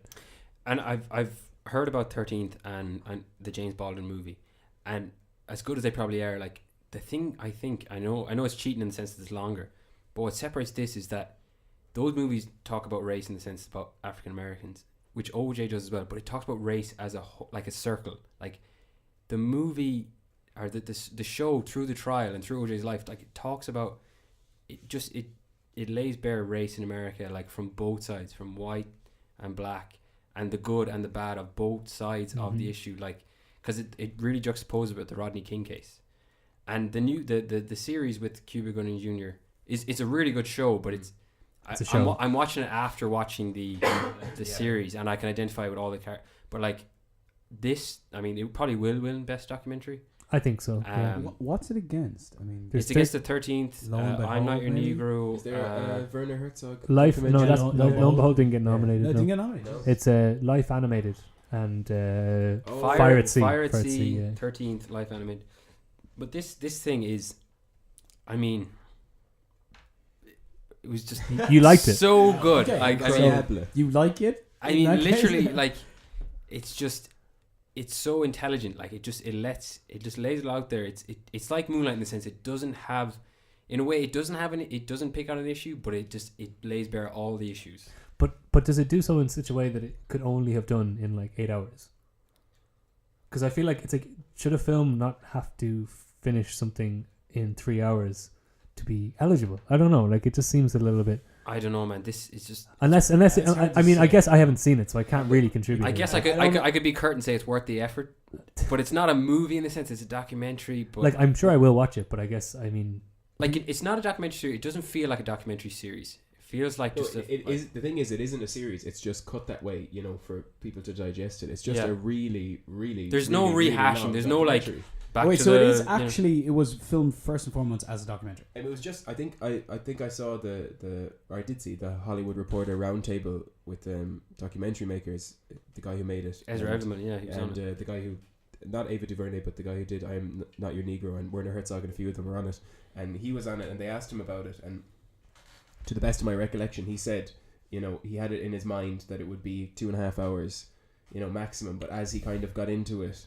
it just kind of, he realized, and the people who supported him realized it needed to be as long as it needed to be, Yeah. Right. Okay. I mean that's fair. I mean like I don't think Like, they were going into this it is being a like pure unmitigated masterpiece. which No, is I great haven't because like seen- as a I've only seen the first neither right, episode, So my point is though, which is like the first this is 90 great because they were minutes. like, this is we're telling a story here. They Yeah. weren't like, oh, hopefully we get nominated for best documentary Oscar. Yeah. It was like, let's tell a story. There should be like some Let's kind of do it other right, Oscar though, like best thing ever. Like if I had to go in, like as much as I love the other movies that are Do you nominated think for this best picture, podcast if will there get was like a nominated? fight, if there was an arena where you had to fight to the death with like the best piece of art you could find, I would pick this and I would kill everyone. Like Right. That's weird. it's so good. Yeah. wow. And I know I know you guys haven't seen it. I know I'm being an idiot here. I'm just championing it, we but can fix that in I would post. spread out in the airways like that. This is amazing. And if you want to understand race in America fundamentally and like the issues at hand, like this. Is it gonna get an actual release over here? Is it on Amazon or anything like It's that? it's on whatever. What do you mean an actual? I think it's on Fox. Did Fox buy it? Or No, what I'm saying is like, FX is or it going to be something? broadcast here in any I think way? it will eventually. I'm sure. I Yeah, think yeah. someone like BBC or Yeah, like Gigi once Carter it will- wins the would- Oscar, surely Yeah, someone will latch yeah. onto it. Because I mean, I know it's streaming on. You can legally watch it on ESPN or whatever it is, Yeah. but not everyone has that facility. So you think like, will it be on television? Will it? It's obviously you can't get a cinema release because of how long it is. But unless you just want to go and watch it for the full day. But Drinking out of cans. But yeah, no. So that was my last little piece I had to say. But I think- would I mention one thing? Yes. Before we close, like you were talking about the tiers of it, of this group of nominees earlier on. I mean, I was looking through the nominees for Best Picture the last 6 or 7 years, like. since they made the move to like 10 Yeah. maximum. Yeah, the first thing I was thinking, we talked about the tiers. If it was still 5 or 6 were to be included, what would get the cut? But the other thing I was thinking is this class of movies in general is, I mean, I think it's pretty good, you know, compared to other years. You know, almost a little bit higher than the last few years. I know we'd have to go into. We'd have to lists look at them in detail. to I see, suppose, but I yeah. just thought that this particular year, the You class felt like movies, they weren't just like filling a quota. No. It was like, you know, all of them were contenders. Well, I feel like, I mean, it's hard to place that for me anyway. I feel like it's hard to place that year on year out, because at the moment it feels like that. Maybe a year from now we won't remember Hacksaw Ridge, we won't remember Fences, we won't remember Hell or High Water. We don't know. I mean, like we're in the moment now. I mean, I feel like if we're doing this podcast, I mean, Ronan, you did the podcast a year ago. How do you feel? I think this year you could take 5 of them out. Okay. If you go the extreme way, I think at the very least you could take 3 out. You could take out Hacksaw Ridge, Hell or High Water, and Hidden Figures. Not that any of them are terrible. And then Fences and La La Land. Fences, it's not that the effort and I the don't think it skill should be wasn't put there. in, but it shouldn't be there because it didn't work. And La La Land, I know that's my personal opinion, but I mean, I think of years like 2008, like There Will Be Blood, No Country for Old Men, that was a standout Capote, year. like that was a Wasn't that the year that The Dark Knight didn't get nominated? yeah, And No. that is why apparently they have since moved to nominate more than 5, because they worried that they would just miss out on, you know, just in order to capture, Yeah. just in order to say Yeah. that they were But they capturing don't the have zeitgeist to in some nominate way. 10. I mean, they only nominated 9. No, I know. Yeah. And But it's- this year, I mean, there's some masterpieces, Masters by the Sea, Moonlight, Arrival, Line. The rest, you could take or leave them. Right, so they can nominate 10, but they decided They don't have to. Yeah. Right, and this year didn't they? And that was a problem, I think, last that year. That was they- kind of what I was thinking about Hell or High Water. Maybe they're just trying to fill quota, but obviously not, because... Well, even in the first year that they did this, I mean, the first year they nominated 9 or whatever it was, I think there was An Education was in there, which is, you know, you see it now and it's a good film, and it's, you know, it's a Nick Hornby adaptation. It doesn't scream Oscar. And then also you have District 9 in there, which again, like, everyone really likes, but loved it. no one in a million years ever thought this film was going to win. So you've got this new situation whereby instead of having the 5 that are competing, and you've got your 2 favorites, your 2, I don't know, and then the 1 outlier, maybe the dark horse. Now you've got, like, you know, you're saying you've got your 3 could wins, your 3 can't wins, and then your 1 wild card, you know. So it's kind of you've got a strange situation going now. But I mean, there's been talk of them reverting back to the old system because they What feel was like the this old minimum of what? is 5 maximum. Yeah. That's better. Do you think? I mean, looking at this year, definitely. But do you think that? I think that we. It is and it isn't. I think that what we've had just tonight, you know, talking about all these films in detail has kind of shown the wealth and breadth of nominating more than 5, and you can get these competing narratives, these competing, you know, or like, you know, complementary views, like you were saying, like Hidden Figures and Moonlight both deal with race, and they're both nominated. If there was only 5 to be nominated, it would just be Moonlight, obviously. Yeah, you might But- forget about the others. Yeah. And I mean, I think we will in time, but I think that So- it gives us more to think about and look back on in terms of the previous year in film. So I think that it is a good system, but at the same time, there is that caveat that There's a there are huge going to be disparity, 1 yeah. or 2 in there that don't deserve to be there. But Yeah. who's to say they wouldn't have made the top 5? I mean, you know, like the films you said there that you think are absolutely the ones to be nominated. You didn't include La La Land, which would 100% have been there, which may have in turn Pushed out another pushed out something that really needed to be in there. To make Yeah, the cut. because I think in a way, something that could be podcasted on a whole, and something that should be explored and maybe explained better to the public is the process of voting for, you know, can be. I mean, a lot of people don't see the movies. It's old. A lot of people know each other. Who All these people are certain, as you say, age. Wasn't there that and- statistic that like a lot of Oscar voters did not see 12 Years a Slave, Oh, man. Yeah. but just felt like they had to vote? Oh, Anyway, it's the not Academy to in any way knock it. It's a great No, piece of work. but I see your point. You know, I mean, and I it saw the deserved to trailer. win. Exact same thing. It's like, this is an Oscar movie, like It's gonna win. Crash, for example. Crash, yeah. A thoroughly mediocre film. Apparently, that was the last year that they did before they moved to the preferential Oscar or voting system. Whereas now you end up with the situation where a film like La La Land kind of has to win, or a film like, you know, The King's Speech is going to win because of the way it works in the elimination system. Whereas with Crash, it was just like some weird situation whereby it kind of floated to the top without anyone kind of realizing that this could even happen. Because like King's Speech is not Again, good. like, it's good. it's but like I not- barely remember. I could watch it on a Sunday hungover. Like Yeah. I'm not bothered. It's Like, not challenging. Oh, of course, but These that's aren't you know, divisive films at all, Yeah. you know, and that's why some people are going to put them in as first, some people are going to put them in as fifth, Yeah. you know, and slip then through the cracks. you got these the you got the second class. But isn't it that like nowadays you get the film, you know, La La Land could easily get the most third place votes or second, win yeah, because and it keeps getting there and it keeps getting up to the top. Yeah. But more until- importantly, No one hated it. But Yeah, like no one's Vox- putting it last. Vox do make a great point on this, that like the people who are voting for this are the people who are very interested in film. Do you know? So I mean, those are the people that are going to be like, okay, fair enough, wasn't the best film of the year, but I'm going to give it a second or third because this is what I'm interested in. Yeah. You know, and there you go. But to finish up, so we can all, I mean, okay, you can shout out, object, but we feel like Moonlight is probably unanimously the best. I mean, we'd all be pretty happy with that one. Yeah. Be Follow- delighted. I mean, Followed by Manchester by the Sea. Yeah. Mhm. Yeah. Then we all love Arrival, but we all kind of grudgingly accept that it won't get it. Yeah. I mean, Well, it's realistic- probably last place. Let's be Yeah. honest. Yeah. Like, Then Lion, we all think. Yeah. And then for the rest of them, we can kind of take them or leave them. Except for La La Land is... for me, I mean, I did really like La La Land, and I think for me it would be third or fourth place. I mean, but again, it's kind of like an unpopular opinion because it's just like that's just what's going to happen. Why are you willing that to happen? But as far as Hacksaw Ridge, Hell or High Water, Hidden Figures and Fences... Fences for me is dead last because I mean, like you were saying there, it didn't work. You know, every one of those other films works on a basic level, Yeah. whereas this. Except for Hell or High Water, but I won't get into it. But you know, but like you know, Let's not it's again, still you can't argue the fact that it is a film.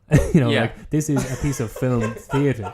You know, which I don't know, like just how the hell do you argue that this is in the top 9 films of the year? It's one of those things like you can adapt any play for a cinematic release if you can adapt Fences for it. You know what I mean? Like let's just adapt every single play and make a movie out of it. And sure, the But- fact that you've got Denzel Washington and Viola Davis, who, you know, they will be jumping over backwards to give an Oscar to because she, you know, not one, she deserves it, but also this is her year, or whatever it is. It's just like, does that mean that the film now has to be nominated for Best Picture? Like, you know, in order to justify this decision? I don't know. Well, I mean, weren't people talking about Natalie Portman? You know, there was a bit of hype around her, but I haven't seen Jackie Now Mind, but it's not nominated for Best Picture. This is I it. mean, This is another thing. Yeah, it's like these are more daring films, which somehow have been like, you know, Jackie, 100% all over is a cinematic experience. It is really unsettling and really unique in the way it deals with, you know, that week long period in Jackie Kennedy's life, and yet somehow that is not considered to be in the top films of the year. Whereas something like Fences, which is for me, I know I'm like more down on it than some other people What are. have you got against Fences? Is not. It's You're not, racist, man. No, I totally But agree. you It know was what a I mean? it was a slog. It's I a mean, slog. It's hard to get through. You're. It's like I don't know. didn't find that. I really didn't. I didn't But find it look, as a slog. we, I look, felt we've had engaged. our piece about Fences. We Mm. can't. The poor listeners. I mean, they're probably they're not listening at this point anyway, except for Ryan Lally maybe. In a few others. But Right, bugs. so shout out to Ryan Lally. I shout out David Morales as well if he's ever listening about his point about movies and what they should do. Yeah, actually, I really agreed with that. I Yeah. thought it was brilliant. What was that again? Dave Morales' point about that They a should movie push the boundary. that win Best Picture should do as much with movies as it can, and that a movie like The best you can. like that Spotlight is to play like, and Fences is to play like. It's not taking the medium where it can go, and not that they always have to, but the one that should win should be something that does that. So with that note, I'd like to thank Robert Egan, Cheers, Ronan. Stephen Heaney, Thanks very much. and Oliver Nolan, Sound.